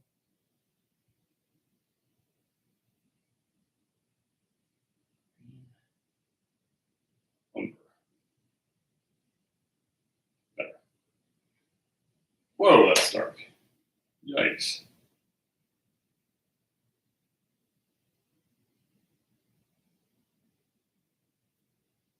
All right, cool. So, all right, time to make the eggs exciting. The only thing I'm doing right now is that I just felt like the reflections would read better if it was darker than it is, but lighter than it was. So it's still doing the checking that box of creating contrast for the focal point, but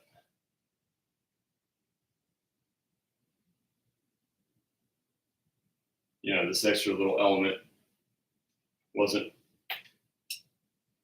reading super strong. So, all right, good to go. All right, this is the most unrefined area. I'm gonna hit that first, and then I'm gonna get this main egg, and if these get played down to make this elevated, so be it.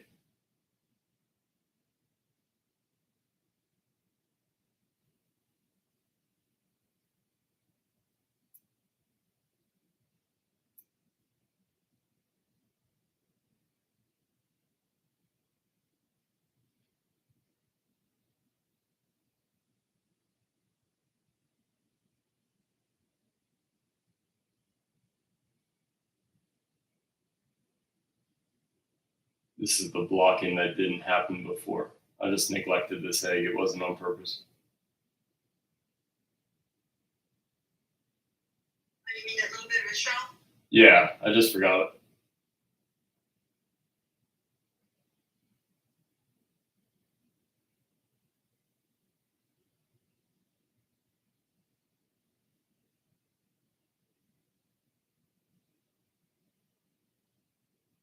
So were these hard-boiled eggs? No, this was part of the kids' breakfast. I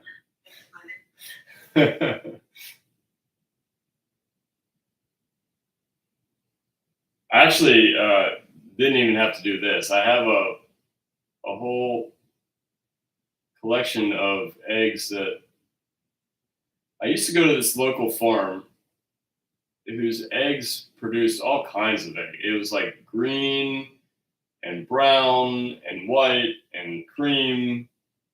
And we just get this incredible variety of colors and values and sheens and sizes. It was really great. Yeah, you can get that kind of stuff at the Clark farm. You can? Yeah, I mean, yeah. And it's really fun. It costs a lot of money though, but they're really fun eggs.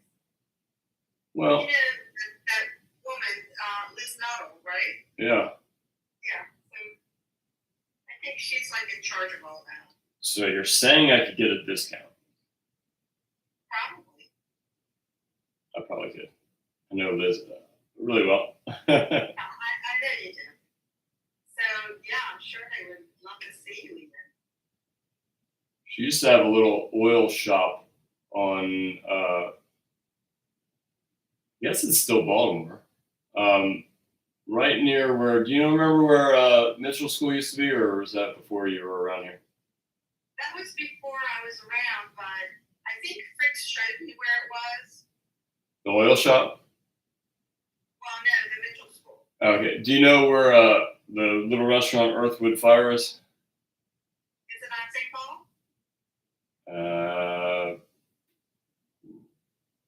That's what street is that? No, that's Falls. Oh, on Falls Road.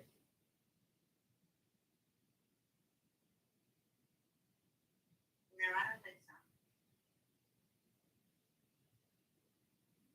Is that where her shop was? Yeah. She's a very creative person. Yeah, very. Didn't she do the flowers for your wedding? Sure did. It was like, They were spectacular. she said it was like 9,000. It was like a $9,000 service. Wow. I helped her every once in a while. She would provide flowers for like big events, like bar mitzvahs and conferences and stuff like that. And I didn't do anything with the arrangements, but I might help by serving or just lifting things out of trucks and stuff like that. Wow, that's good. Not too many times. It was every once in a while. But. And then she did our wedding. It was really an amazing arrangement, and we couldn't afford that. It's good to know people. It is. It really is good to know people. And that's something that I definitely wouldn't want the responsibility because, it's such an important part of the experience. What, the flowers? Flowers fresh, Yeah, I mean, but she had a whole dedicated business to it. I mean, they had all the setup and the farmers and all that stuff. I guess you call them farmers if they're making the farmers kind of thing. Yeah. But you still have to. It's still daunting to me because it's not something you can really do ahead of time because they have to be fresh. No, she couldn't do them ahead of time. You're right. Yeah, so it's a lot of pressure. To me, I don't think I can handle that pressure. Yeah. So, I think that's pretty cool that they were so spectacular. And they were. You know what else we did? Did I tell you? Oh yeah, your mother told me that you guys had the shell girl. Is that right? We had the shell girl on the centerpiece of every table. Was she chocolate? It was chocolate and duck fat. Could you eat it? No. Well, you could, but you wouldn't want to. So would those things still be around today, you think?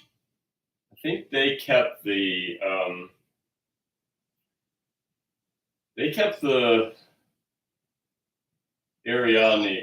Ariadne ones. The ones for I think we did have a couple of the shell girls.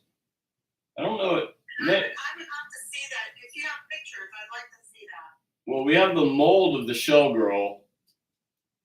We already had that because you probably wouldn't have met her, but Dottie Dunsmore is a graduate from the Schuler School. Her son is a sculptor hailing from the Pennsylvania Academy. And he came by with a friend, and we made molds of a lot of the Schuler pieces. Wow. Yeah, it was cool. That's magnificent.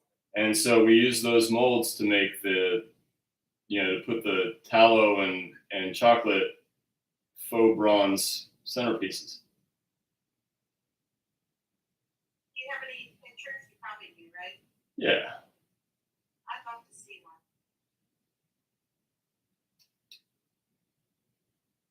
I think that is really, really cool. It was really neat. Yeah. So it was like having, that family legacy there. Yeah.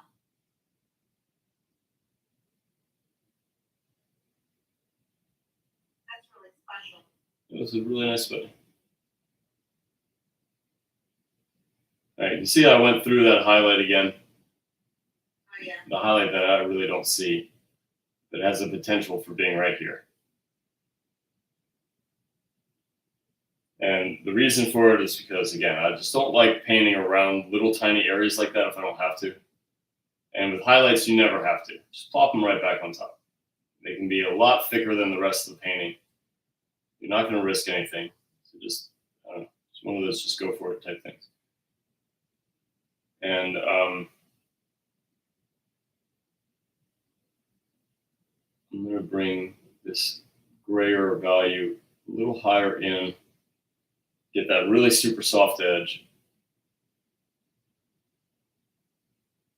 Sometimes I'll go against the form, sometimes I'll go with it. Depends on what the previous brush stroke was.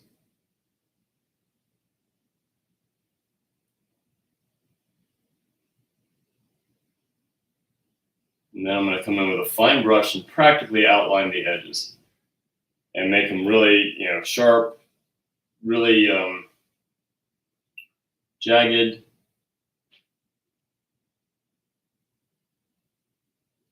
It's part of what I like about eggs.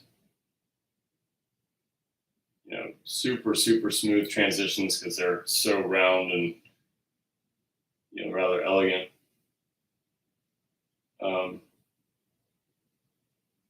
And then those craggy shards of the edges, really nice.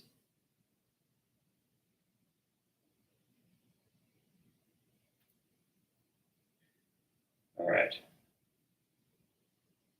Now we're getting there.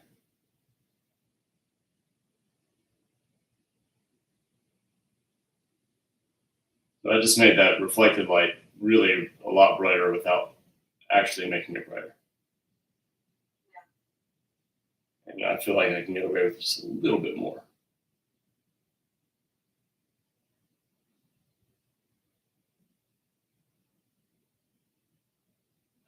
Okay. You know what? That highlight really works. Yeah, it's not there. It just has potential. I like the other highlight over on the other eye. That is there. It's just, if that gets such a prominent highlight, I feel like it's better to have one here. That was part of the inspiration for doing it. The other thing is just, I just felt like it was lacking. It just didn't have that, I don't know, didn't have that glow that I'm going for. In fact, I think I keep oscillating between going pink for the sort of refracted glow on the inside of the egg and gray, which would juxtapose against the warmth of the outside shell. And it's a balancing trick because it's not high contrast, yet we're trying to say light and shadow. It's just, we're not saying 1-to-1. It's not necessarily true that the shadow on the inside of the white egg is going to be darker than the light of the relatively darker outside of the egg. So I just want that glow in there. It's not a whole lot of contrast, but if I push it a little grayer or darker, then at least the red will read as a color temperature pop. And then again, I don't have to be verbatim. So if I feel like it just needs to be darker, I'll make it darker. If I feel like it needs to be lighter, I'll make it lighter. And then if I don't like it, I'll just go right back. It's not that big of a deal. What is a big deal is getting the painting that I want. And I'm just, sometimes I get there a lot faster. Sometimes, usually I get there a lot faster, and you win some and you lose some, and you sometimes have to problem solve more than usual, and that's perfectly fine. It just can be a little frustrating, and I was frustrated at first. I'm a little bit more into it now that the glass got in, and I like that. So that was a totally right decision to stop hacking away at this area that I wasn't feeling and just develop more of the unfinished painting, even though I wanted to develop everything in reaction to this main part. It's still worth it to just take a mental break. I don't like that shape. Let me change the shape. It's gonna be better.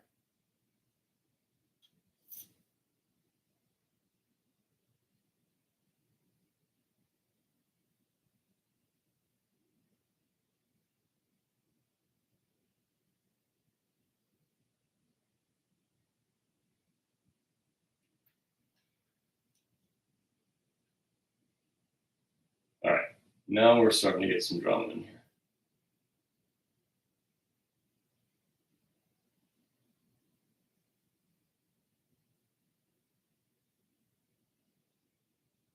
I'm not really copying anymore. Some of this is just a little bit made up. That's real. You just have to, it has to feel believable that the pieces fit together. But you can get away with a lot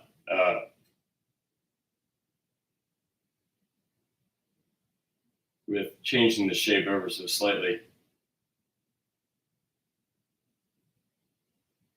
Anytime I felt like a shape was too unbroken, I want to break it up. Just like a big scoop of the neck in a portrait model.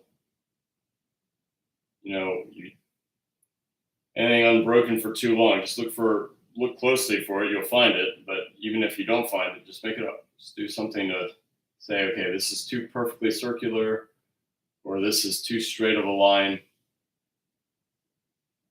In this case, a lot of it's just being made up. I just felt like that was too perfect, too clean of a break, and I wanted to make it a little bit more interesting.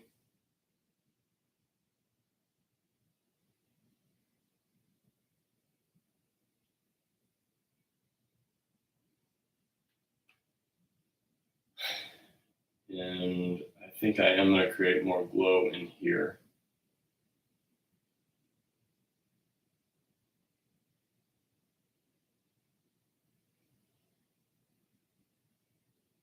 Yeah, that'll be nice.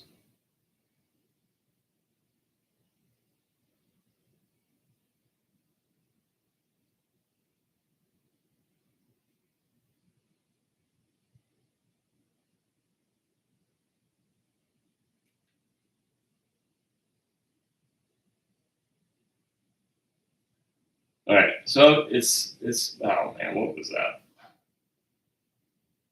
I grabbed a rogue piece of paint on my palette.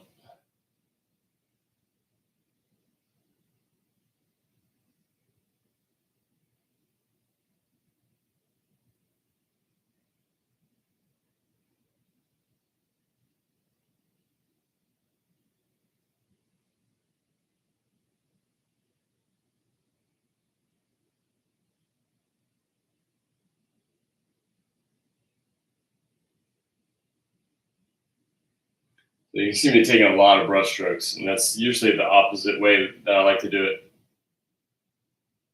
In this case, I want it to be really smooth transitions, except for the edges. So that's another form of contrast. If I make that extra smooth, then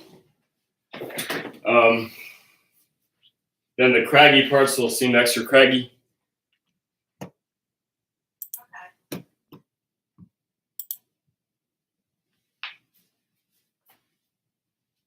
All right, so it's coming along. Now I like to step back. It's getting dramatic. Like that's super flat. That's getting rounder. I like the highlight. I agree with you.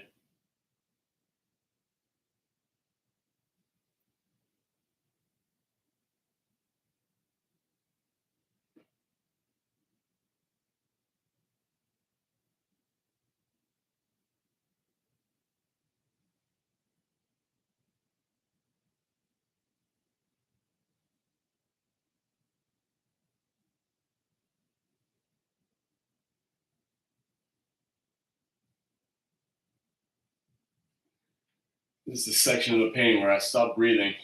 It's just kind of automatic with details. I guess it's kind of an attempt to not shake with each breath, but I don't do it on purpose. I just find myself like, oh man, I gotta breathe.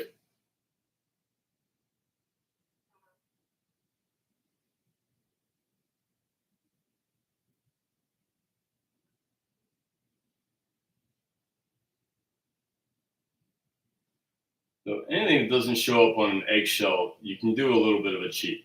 If you give it a tiny bit of an outline, it's always believable. So it can either be a dark outline or a light outline, but it gives it that razor hard edge and high contrast.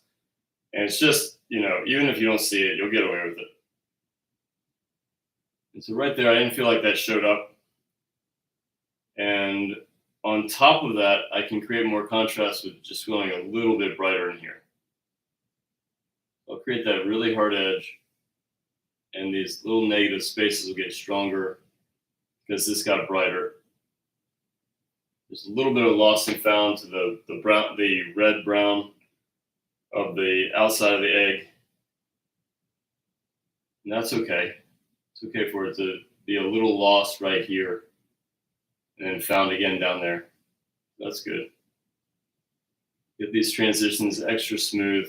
I had to make a creative choice. Like, do I make the brushwork exciting for the egg, or do I make it smooth and let the other areas create contrast by roughness? And I'm going with the latter, just for the sake of the sharp edges of the edges of the shell. I almost knocked down my whole painting. And then, just like the holly, remember when the whole painting fell over? Yeah, this big streak of, rubbed out painting.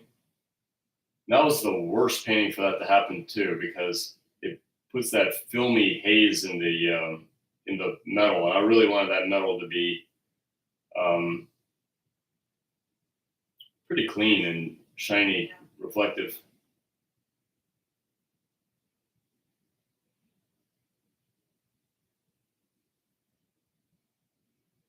I highly respect artists like Stephen Bauman and who's Stephen Forster maybe, that really kind of polish everything as they go. It's not the way I want to paint, but it's conducive for this painting. I respect them. What they do is great. I'm not saying anything negative about their technique. I'm just saying I have a different preference. But I'm kind of using what they do here. Again, just trying to be adaptable. I like the idea of, even if there's a way that you don't really like to paint, learn it anyway, because you never know when you want to use it. So this just kind of melting every brushstroke together instead of laying down nice, bold, brushstrokes, which they'll get to later, if they want to add some punch to something. But so again, I'm not criticizing their work at all. like 0%. I'm just saying that I'm using a technique that reminds me of what they do. I like that. I mean, I think it looks really nice. Yeah, like you said, the eggs are smooth. So, Well, and everything's contrast. yeah, exactly. So sharp little textures read strongly against smooth transitions, like smooth textures. I've got to get some more umber on my palette.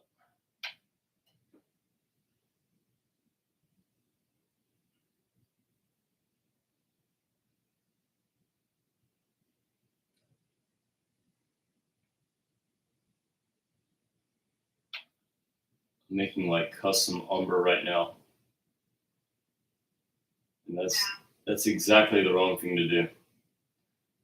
Instead of just stopping and getting umber, like the most convenient color and the most convenient pigment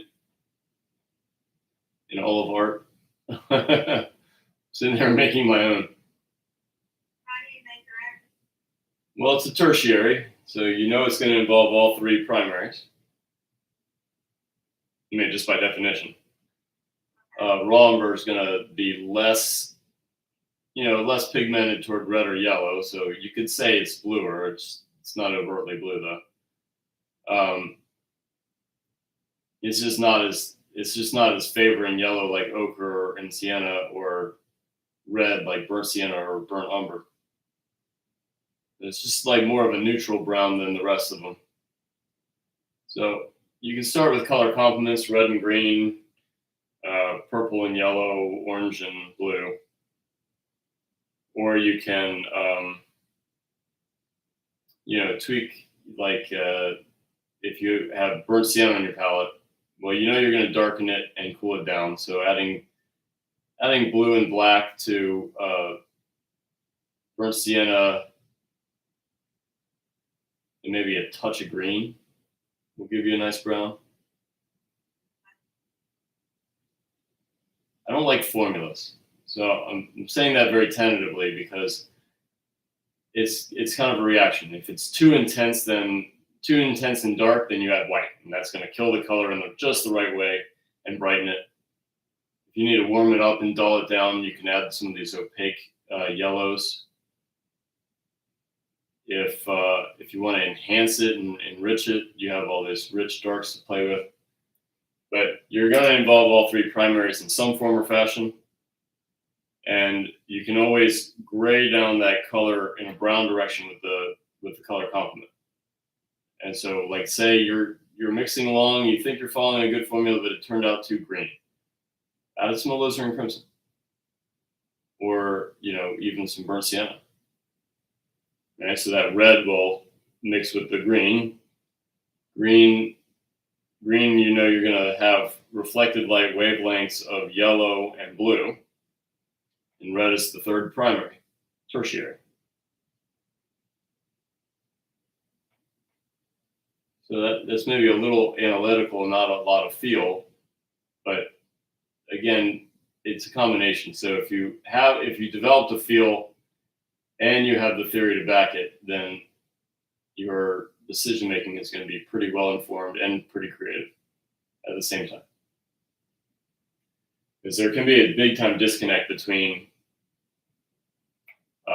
art theory and art expression. Big time disconnect. Like, you can get really analytical and really have no feel in your work. It's not mutually exclusive, but overthinking can really kill a painting. And that's why I keep saying is, like, we learn a lot of these things on the subconscious level. Learn them so well that you don't even have to think about them. Now, I'm saying them out loud because this is a demonstration, but I normally don't talk to myself this much while I'm painting. You're like, I hope so.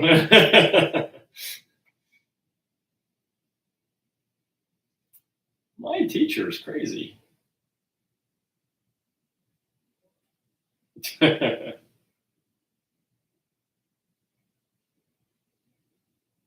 It's all fun. It's getting there. Getting there. I can't wait to get to those edges. I could have done it by now. I just thought this egg back here was, it was nice in its simplicity until everything else got dynamic, and then it stood out like it was dull and boring. So I'm fixing that now. And I need to get rid of some outlines on that one. I could just jump the gun and do some of these edges. It's no problem. I want to tone this one down. I think it's too bright. It's commanding too much attention. I don't mind that these transitions aren't perfect. I think they're good enough. So if I get to those, I get to those. But yeah, the edges on this one, and I'm glad I'm fixing the issue of this just looking dull. I don't mind it being duller than this, but there is a too much, and it was too much. And like right now, I just have to be patient because I'm not going with the single brush strokes that make things so sort of bold and powerful. I'm doing these little smashing together tickling technique. It's like I'm tickling the painting. It's just not the way I like to paint, but it's worth it for this one.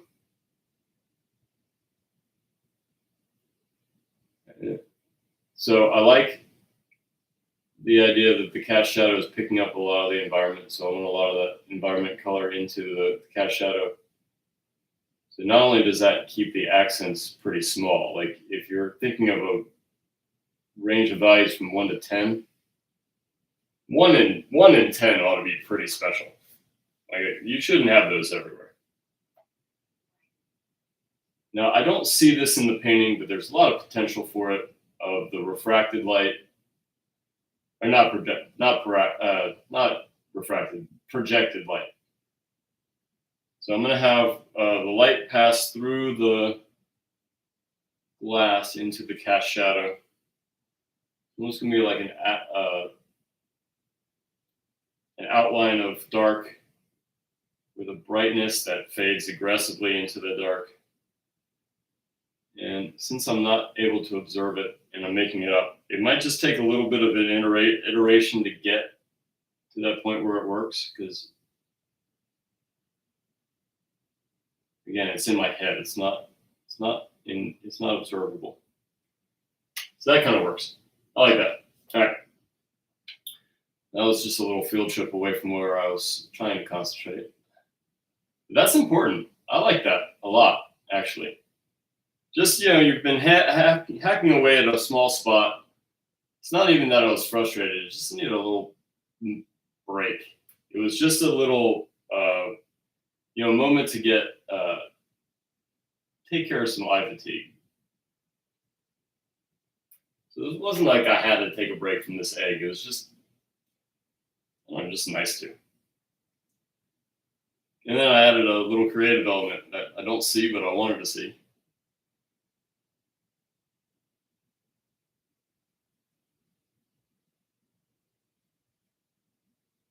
And so I'm getting really close to the part of the painting that I'm really excited about, and those little craggy edges.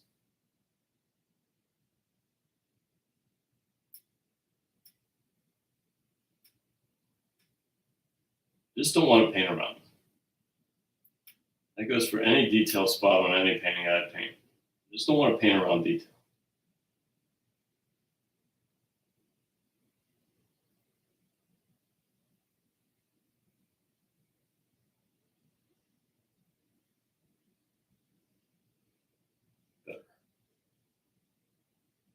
I want it just a little bit brighter of an environment for that highlight.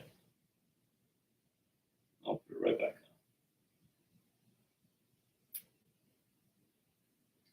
I like the idea of that getting a lesser highlight than that, even though this is really in the painting and that's not. Part of that creative process is it just needs to be believable. Just it doesn't have to be beholden to the, in this case, this is from life, but not even to photographs or anything. There's just a bunch of possibilities that are believable. I want to create a painting. I don't want to faithfully copy.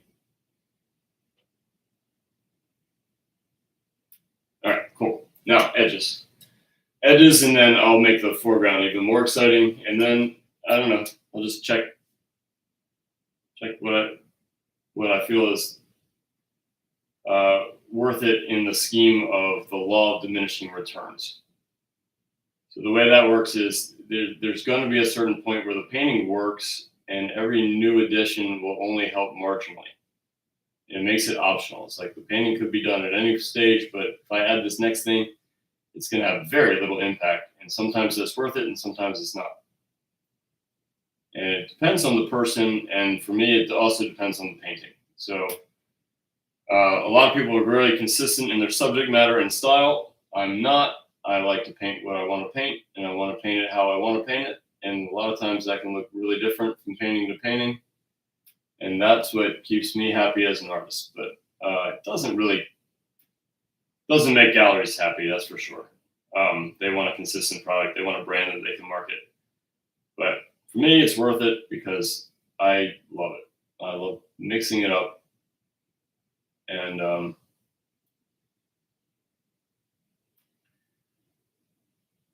I don't want to be put into a box of technique that feels foreign to me. So those Friday experiments, I would say 9 times out of 10 when I tell people that I do these crazy experiments, they're like, well, why do you do that? It's because I really enjoy it. The challenges. I mean, it is true that if you can problem solve way outside of your comfort zone, it's going to make you a stronger artist. It's definitely going to make you a better teacher because you can. I mean, a lot of times fine art teaching is more about problem solving than anything. You're looking at somebody's artwork and diagnosing how to make it better on the fundamentals. So those challenges are really helpful for that because it takes me way outside of my comfort zone on most challenges. This last one was difficult in that it was really hard to layer paint. Like the super slick surface. But that was a lot of fun, especially at the end when I could change the background. I changed the background like 20 times. Maybe not that many, but it was a lot. That was a lot of fun. Wish I had a little bit more time. If I had that extra half an hour, that would have made a big difference. So really, a 2.5 hour painting. How big was that plexiglass? It must be like 30 by 40. About that. That's what I think. So do a 30 by 40 Alla Prima of a figure model who's slumping the whole time because she's sick. Or not sick, but she said, that car accident. But didn't she say she didn't feel well on top of that? Or was that the same issue?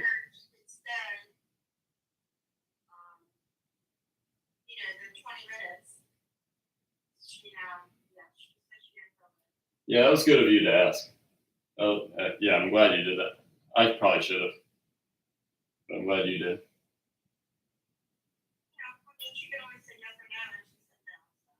Yeah.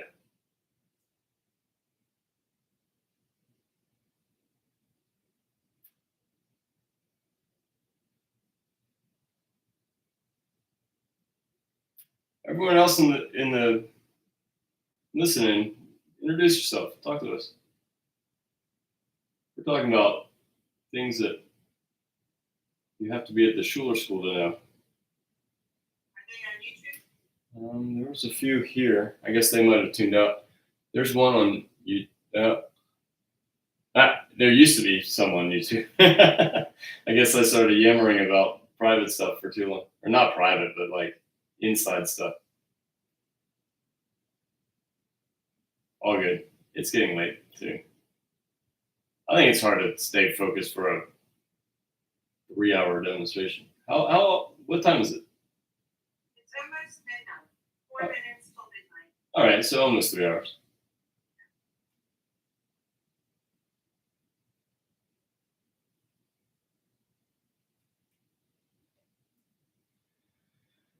I need to Need to brighten this shadow. Say again? You have any cats around? No, not anymore.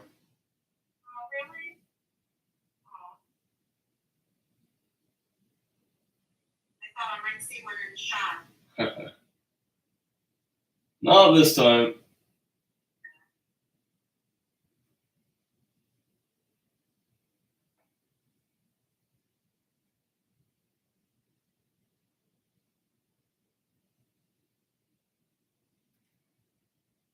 No, yeah, they would have usually been in the painting, like jumping on the still life setup, jumping on my lap.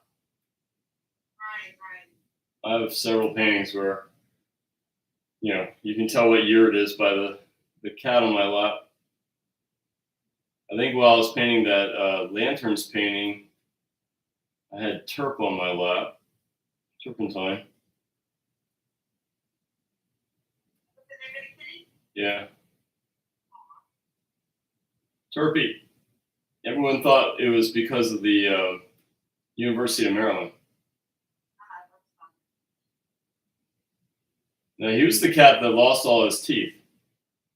He had some kind of autoimmune thing, and all of his teeth fell out.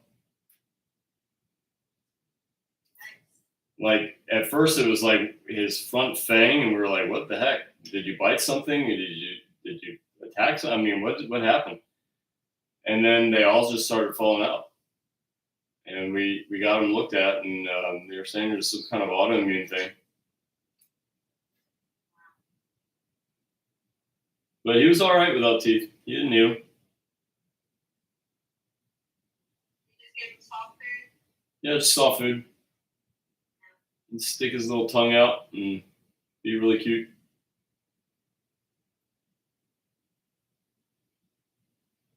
I like that inside reflection. It looks so pretty. Which one? The inside reflection of that is. Oh, the gray inside glow thing? Yeah, I like the white. I mean, the light color. That. Yeah. I think it's Great. I like it.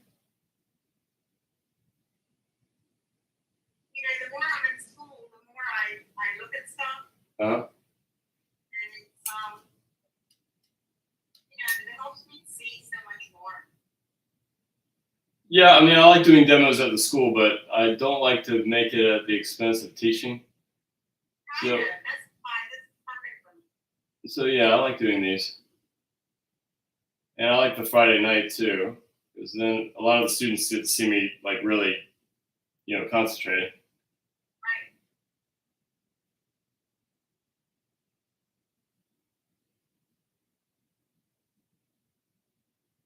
But having said that, I mean, if I don't have something to listen to, like earlier, I was just kind of talking through the process, and then we're having a nice chit chat.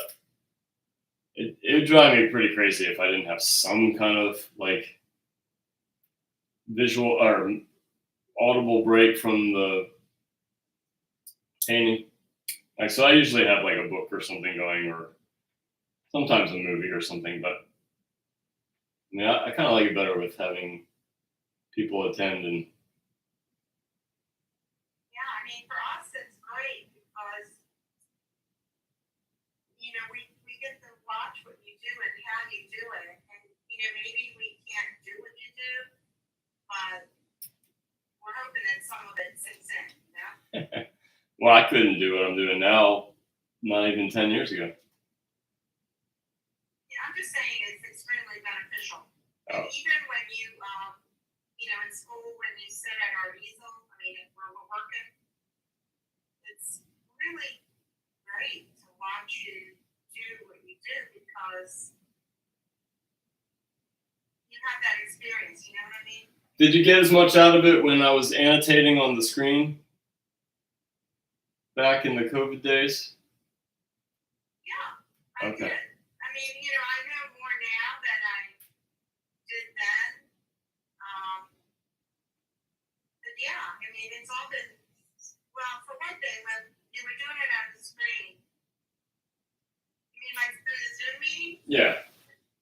Yeah, because, I wasn't, I was nervous Zoom, I wasn't as nervous. Okay. When I was there in person at the school by myself, I was extremely nervous. And I couldn't concentrate that much. Okay. I mean, it's not your problem. It was my problem. I like what you've been painting lately, and I like the little experiments. Like we're playing with gold leaf now, and you know, you're kind of pushing the envelope on what you're painting. That's good. Very good. I did some pretty crazy projects when I was a student, just because I knew I had that safety net of, you know, the instructors to help me pull it together. But I did some doozies. I did. I told you about the centaur. Yeah, you did. Yeah, I'm gonna have to hunt that down. I'll have to show you what that looked like because it totally fell apart before I could cast it. And I guess that's a little misleading because it had been sitting up in the third floor for probably about 5 years before it fell apart. So let's not say it happened right away. But That was a sculpture. that was a sculpture. It was a really ambitious one. I did some really ambitious copies. Huh? Is that the one that didn't have wings, did it? No, it didn't have wings. It was half man, half horse. But what was really important to me on that painting was that that I connected the anatomy of the horse to the man. Like I wanted to figure it out. I wanted to figure out how I could make muscle move bone and have it make sense. Right. Now Douglas totally shot that down in all the right ways, and I'm not mad at him or anything. I'm just saying, like, I was telling him how I was really trying to figure out how to connect the musculature and bones together to make it move properly. And then he goes, well, would it have two sets of organs? I was like, man, I didn't even think about that. Why would you have a barrel chest for the horse if you didn't have a second set of organs in there? I was like, okay, that's good thinking. I think he's analytical. It is. No, that was good thinking. I don't know why I didn't think about that because I think it was a part of my diatribe of how, like, it really doesn't make any sense to slap wings on the back of an angel if you don't provide just enormous muscles to push those wings. Like birds are all chest because they have to flap those wings and propel themselves forward. And that's, you know, they have the hollow bones to support that and everything. Like their proportions are all chest muscles. And like you can't just slap wings on the back of something and let it fly. I know. I mean, I didn't realize that before you said that. But yeah, you're right. It has to make sense. It has to make sense. But that's what I was thinking when I did that centaur.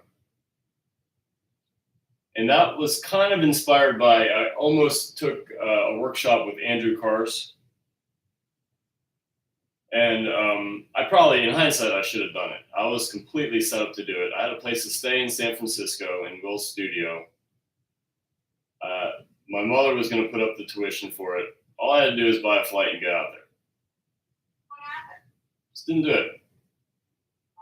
I think I decided instead to just paint and stay back and learn from my grandmother. It was only going to be 2 weeks, but I don't know. I think in hindsight, it was a big mistake not to. That would have been a really cool workshop. And I think he is a tremendous artist. What does he do? I mean, I know he's an artist, but what? He did, I don't know if he was a part of the more recent Avatar, but he was doing a lot of the artwork for Avatar, the first one. He did a lot of like ZBrush and did digital sculpture, and he does real physical sculpture too. You know, it's CAWSH. RSE, Cars. Australian guy.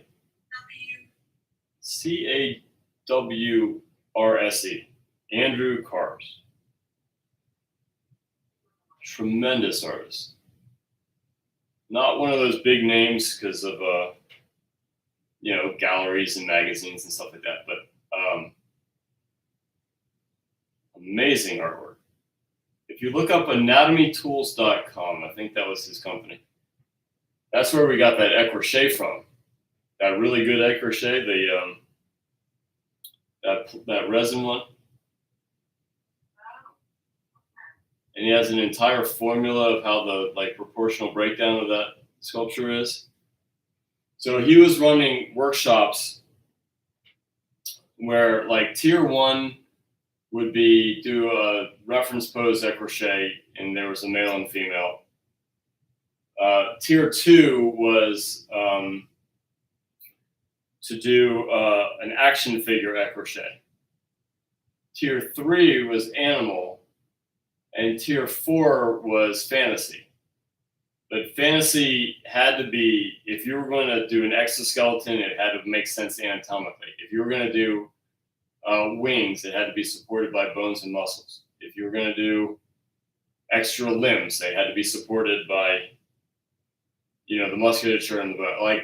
To me, that concept was brilliant. That was partly behind that standard, to make sure that the centaur had to make sense anatomically to support the horse musculature and skeleton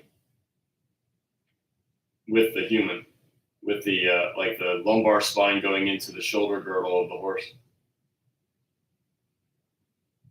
And I just thought it was fascinating. What's that? It sounds like it would be very difficult. Very, very difficult, but very rewarding. I mean, I don't know for sure because I didn't take it, but it sounded like it. Like I said, I kind of regret not doing it. Can you tell me how you spell that again? CAWRSE.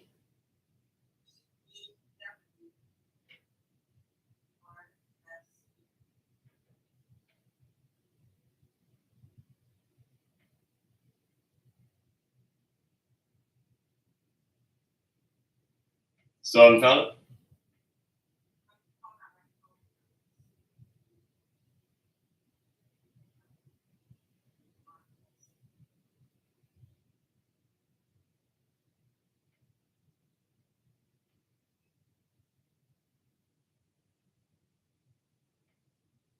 He's the guy from Anatomy Tools.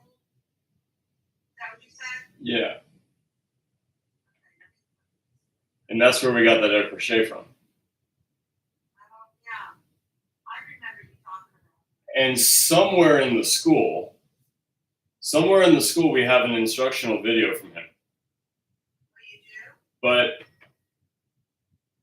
yeah, it should be probably around the TV area. Andy and I were watching it, and we were pretty distracted because we were making fun of his Aussie accent. It's really thick. Yes, we're petulant children.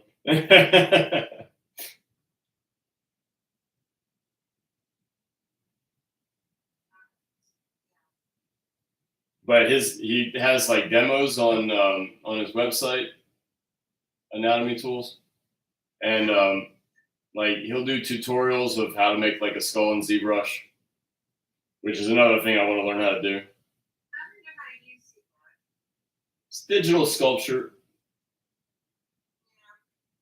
I found I find difficult to navigate the programming, but at the end of the day, it's just the same fundamentals.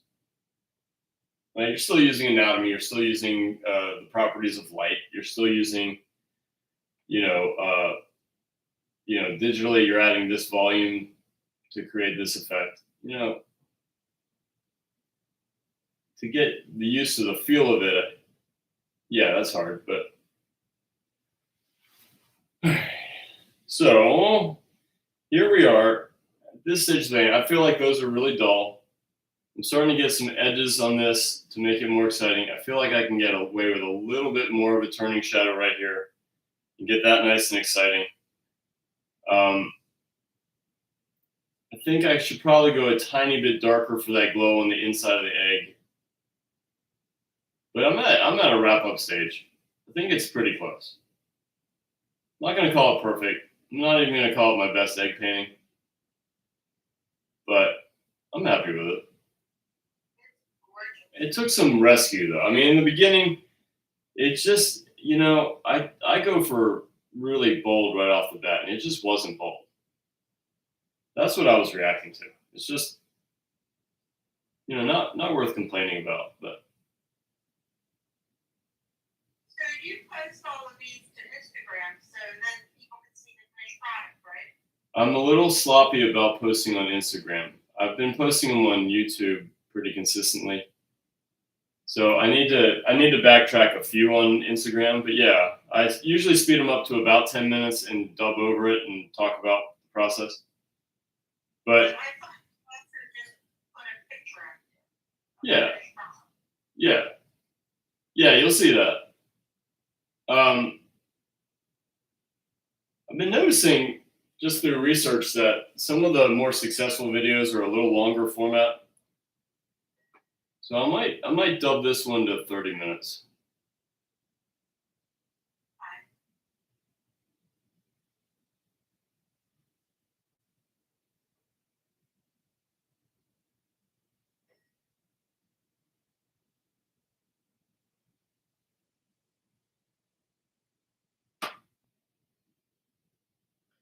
I'm still yet to put out more umber, which is such a lazy, bad thing to do. To paint without the equipment that you need. Not bad about that egg that's on the right, but it looks gorgeous. Well, I know how to color mix. It's not bad. I do know how to color mix. I mean, I know you do. I'm just saying it's beautiful.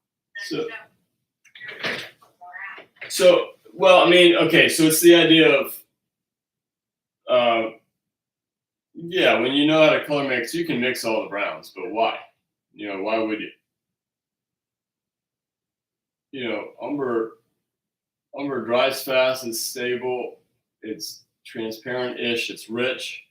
Well, no, it's not rich. It's the opposite. It's dull, which is just as important as having rich.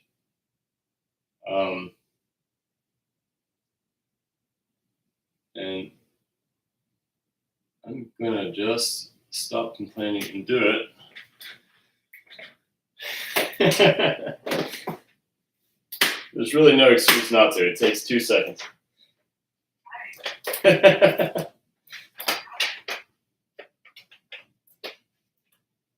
You know what would have been nice in this painting, and I have it, is a green umber.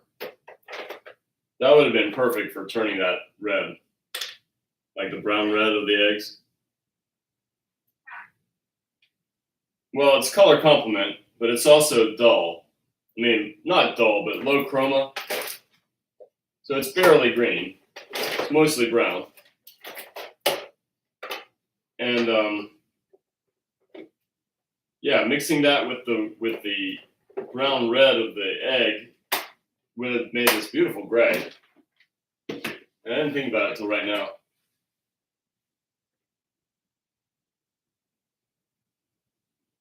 Now I've got my full range of effects with my umber.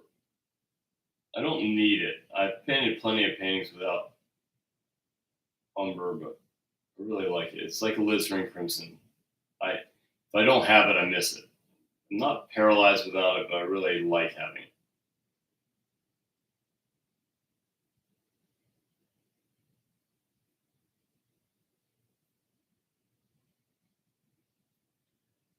So right now I'm just gonna carve some really super sharp edges, single brush strokes, and then finesse where I need to. And then this is going to be pretty close. I do want to tweak the foreground just a little. give me that a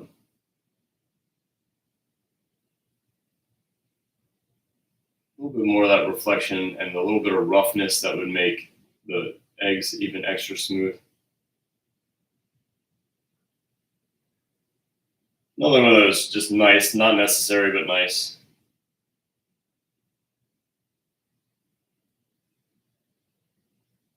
So this technique is radically different than the other ones. I'm painting these kind of smashing it together brushstrokes instead of, bold. And I'm using these tiny brushes, whereas those are usually just finishing touches. But every painting has its personality.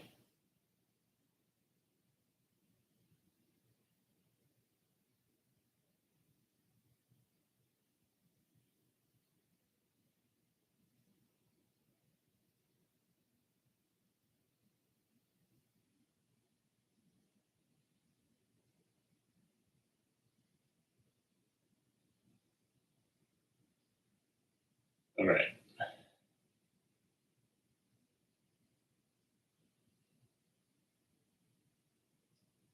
I'm going to turn the form, but not by brightening the middle, but by darkening the outside edges.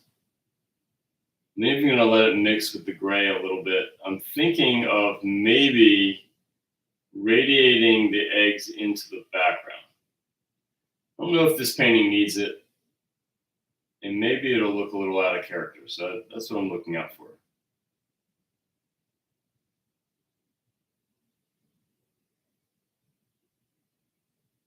What do you think?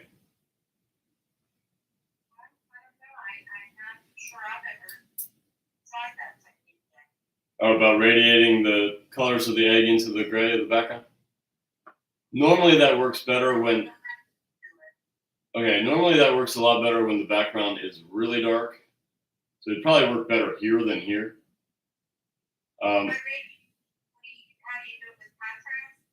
No, you're going to have this color work into the gray.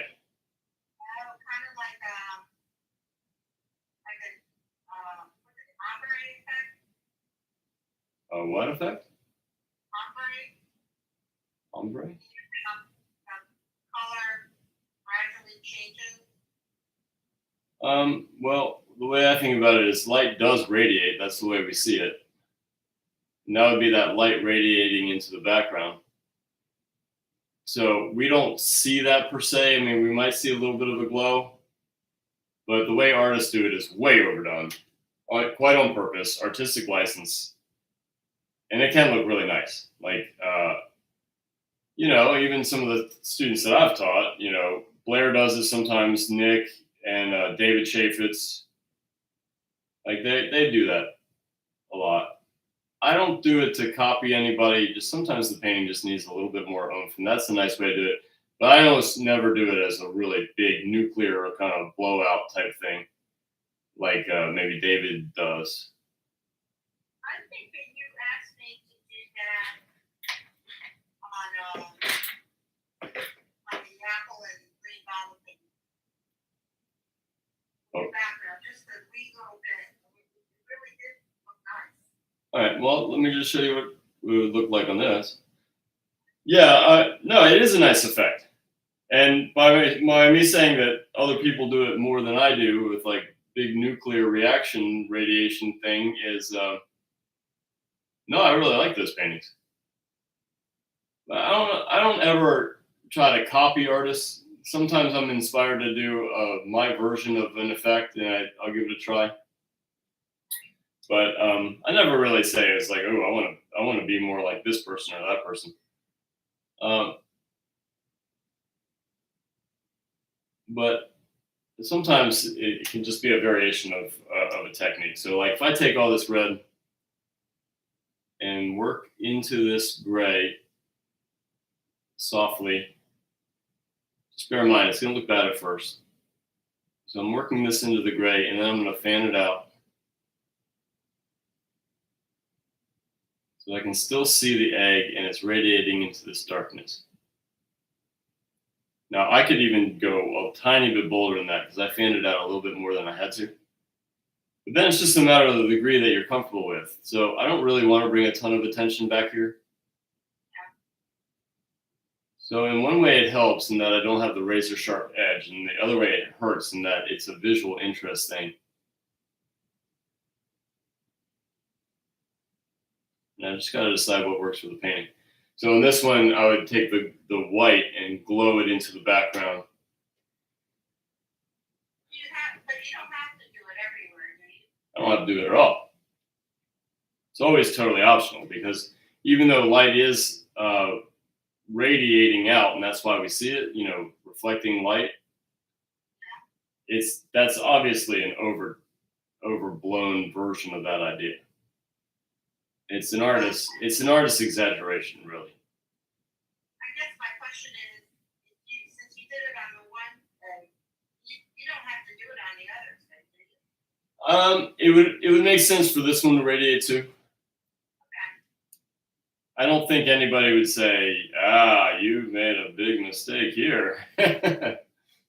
But to me, I like it when I can just discern what makes sense and doesn't. And then at least I can make up my own mind as to whether it's worth it. So it's not ignored out of ignorance. I mean, it wasn't neglected out of ignorance. It's neglected out of choice. Or I could put it in. Basically, you're saying that bright things radiate their light and it puts it into dark. If you look at the moon, you'll see that sort of radiating light around it. Oh, yeah. So it's real. It's just artists overdo it on purpose. Me, it looks subtle, and I like it. This, I like that it doesn't have a hard edge. So if I went bolder than that, I think it would be a problem. But I like it the way it is. Yeah, it's very good. It's soft and beautiful. Well, that is good feedback.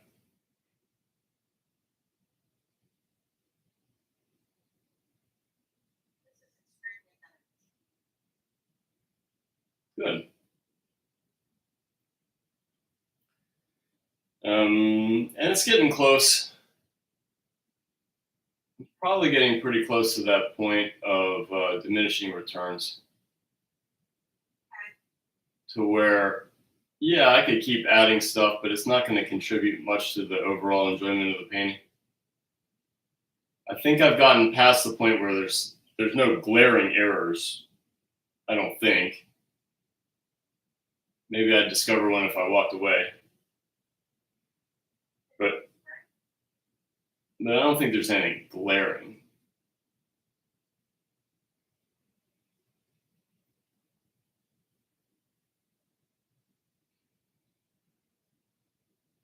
Just going to expand this out a tiny bit.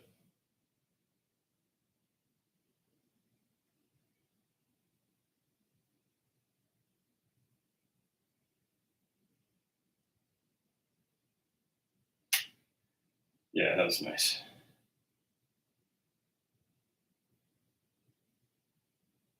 It's funny.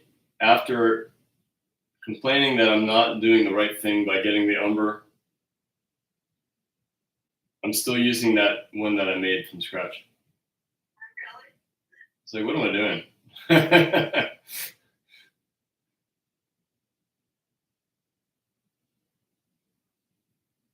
It's funny. I don't know why. Silly.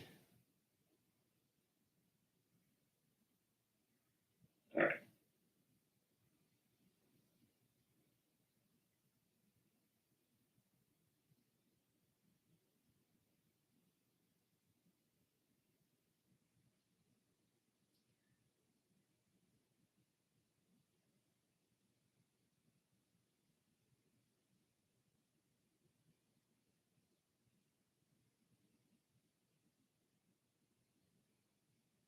I think there's a fox in our neighborhood that might be rabid.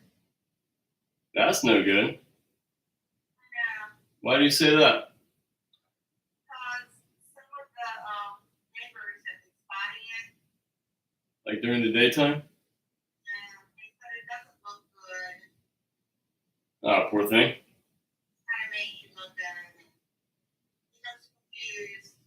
Oh. I haven't seen him yet, but usually I take a walk at night. That sound that they make is awful. What? There, The sound? yeah, there's this sound that they make late, I guess late at night when they have like their young or something, or maybe it's mating season. I don't know, but they make this blood curdling scream almost. I know, it is scary. It's like a baby getting hurt or something. It's like we used to have them in our neighborhood when we lived up on Northern Parkway. And it just that chill, that sound would just put a chill up your spine. And the blood curdling sound. It's awful. It's like one of the worst sounds you can hear. Yeah, I mean, you think, But I like Fox. I'm not, yeah. you wouldn't think it would be coming from an animal like that. Yeah, it's awful. Really bad sound.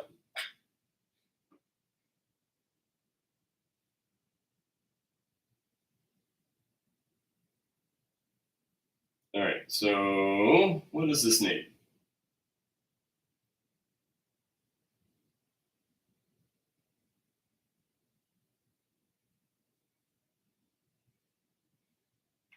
I like these real fine outlines.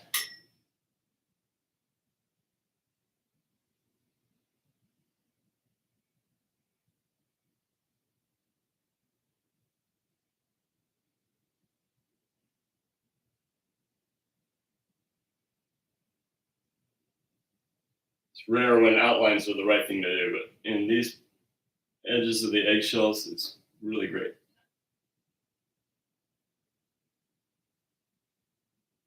That's Yeah. pretty sick.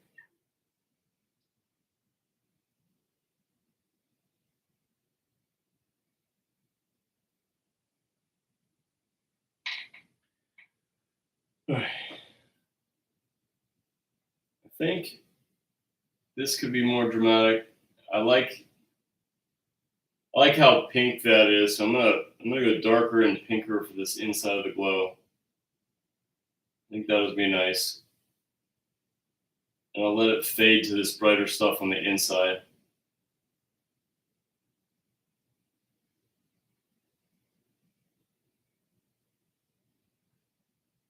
Again, it's this technique of just smashing paint together. It's just not my way, but I like it. it's working for this one. This edge here bothers me. It's accurate to what I see, but I don't like it. So I either need to take the edge away from the shell or bring it further in. And I'm going to bring it further in. Again, such a nitpicky little thing, but I think it's worth a fix.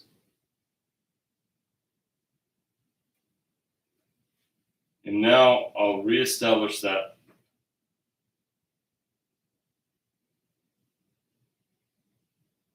highlight. That's infinitely better.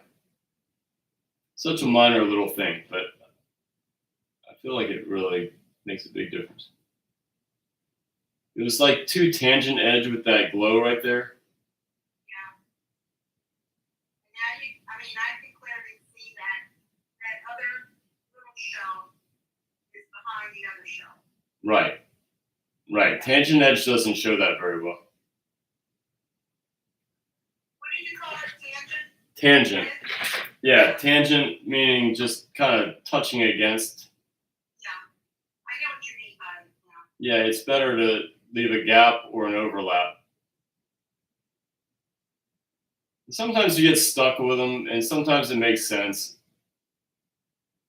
But a lot of times, even if I see it that way, I'll change it to be not a tangent edge.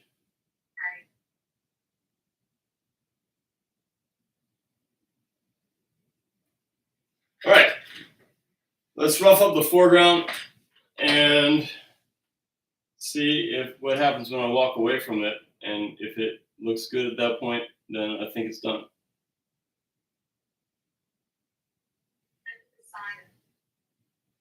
Yeah. Sign it. I already have a frame for it. Is that an 8x10? No. Sure. I think it goes into a frame that was an odd size, and that's why I wanted to use it.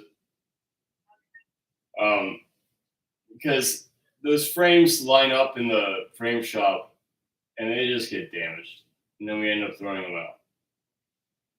So if I can use them, at least I clear out a bit of an inventory, and they don't go to waste.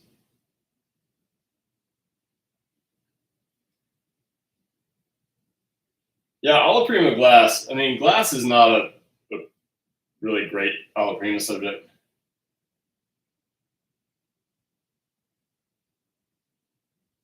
Just because it's kind of better if you can glaze some of the middle tones to have the background coming through it. And to get some of the subtlety wet into wet. Like, it's not like you can superimpose it over a dry background. So all these little corrections are a little trickier than if the painting dried.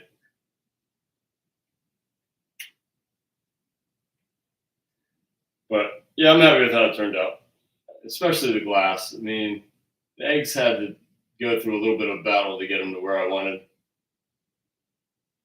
But that's just the nature of painting sometimes.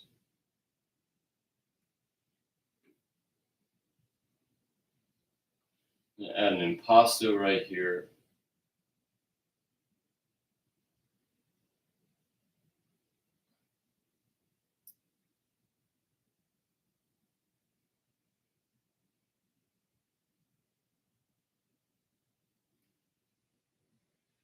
So I could blow this out into the background. I don't know. I don't know how important that is. I'll make up my mind on that after the foreground.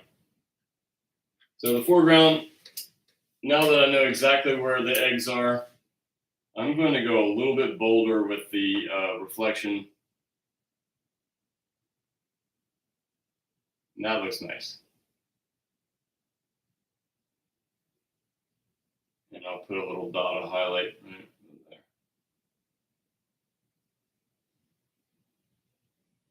I don't know. I like that.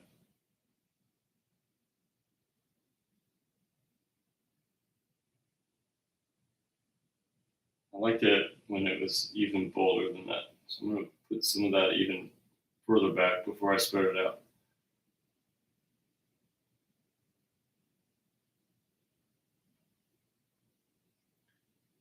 This.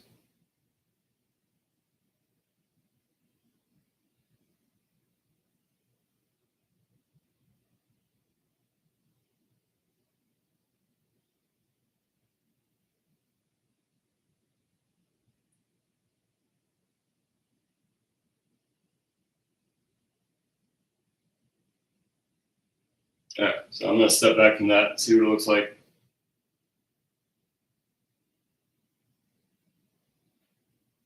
Might even be able to get away with slightly darker for the foreground. Let's see what that looks like too.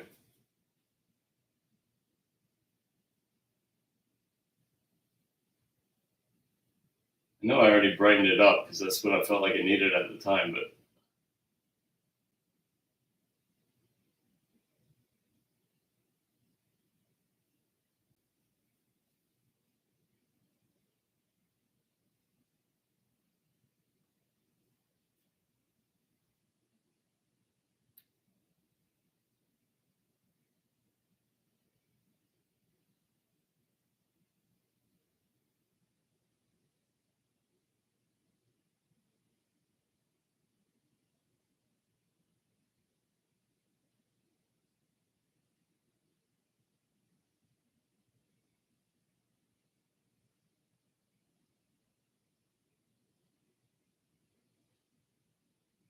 missed.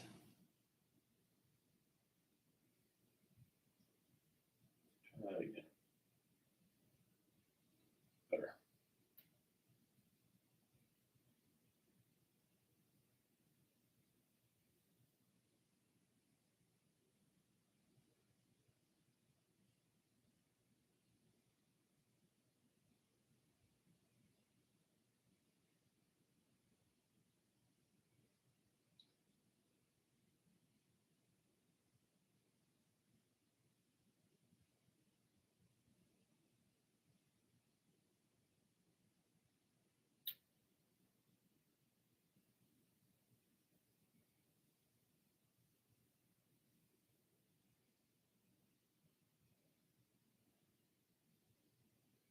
All right. What are we thinking? All right. That looks great. What do you think about the reflections? I love them. Yeah? You think it's done? You think I should go darker in that upper left? I think it's done. I think it's perfect. Perfect? What? You don't like it? It's not that I dislike it. I wouldn't say perfect. I do. I like it now. I had to build a lot of drama into it, and that usually has me a little unsettled. I discussed that already, saying that if it doesn't start bold, I get a little, I don't know, a little agitated. And it didn't start bold. What? I just think it's a really, really nice painting. Thanks. And I'm always amazed at where you start and then where you end up. It's just really cool. Appreciate that.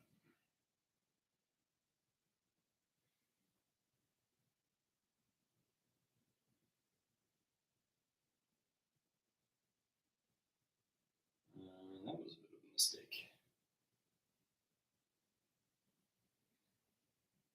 Let's fix that problem.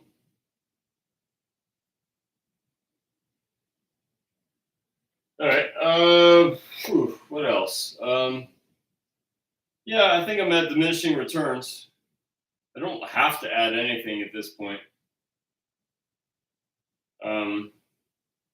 So I'm thinking I'm going to call it quits. Okay. And I will say good night then. Well, good night, Liz. Thanks for joining me. Yeah.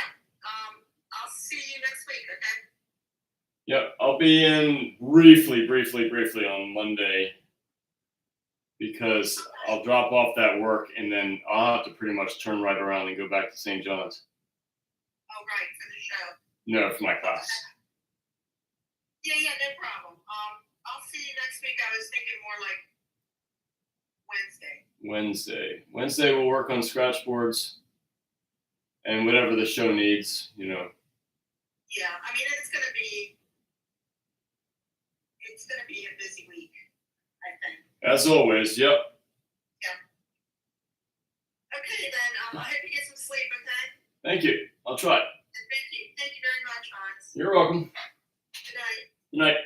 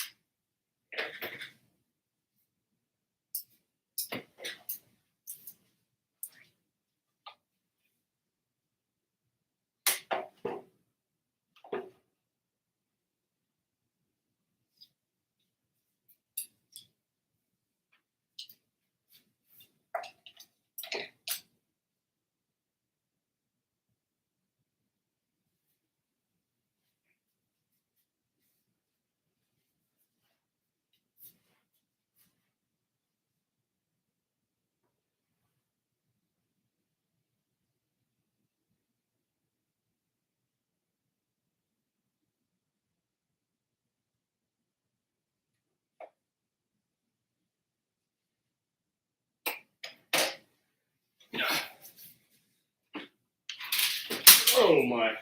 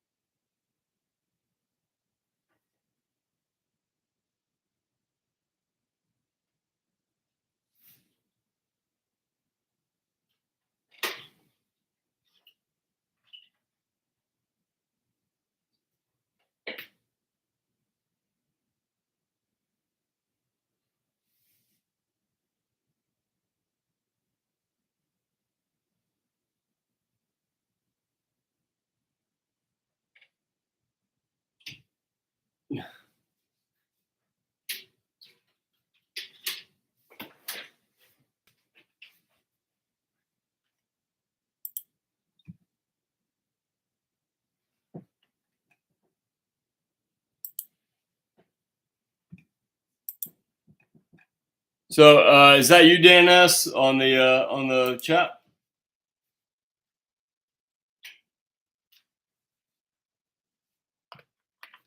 Yeah, I never quite figured out how to get the light dim enough to show the still life. But I'll when I dub the video, I'll include it with the photo of the eggs in the glass from where I'm sitting. But hey, thanks for joining me. So glad you could make it, and I'm gonna dub this, and you know, it'll be more concise, maybe about a half hour, just talking through all the problem solving and concerns and fundamentals. But yeah, hope you'll join me next time. I like to do these on Saturday night. So unless something unforeseen, I'll probably do it again next week. So hope you join me. So thanks.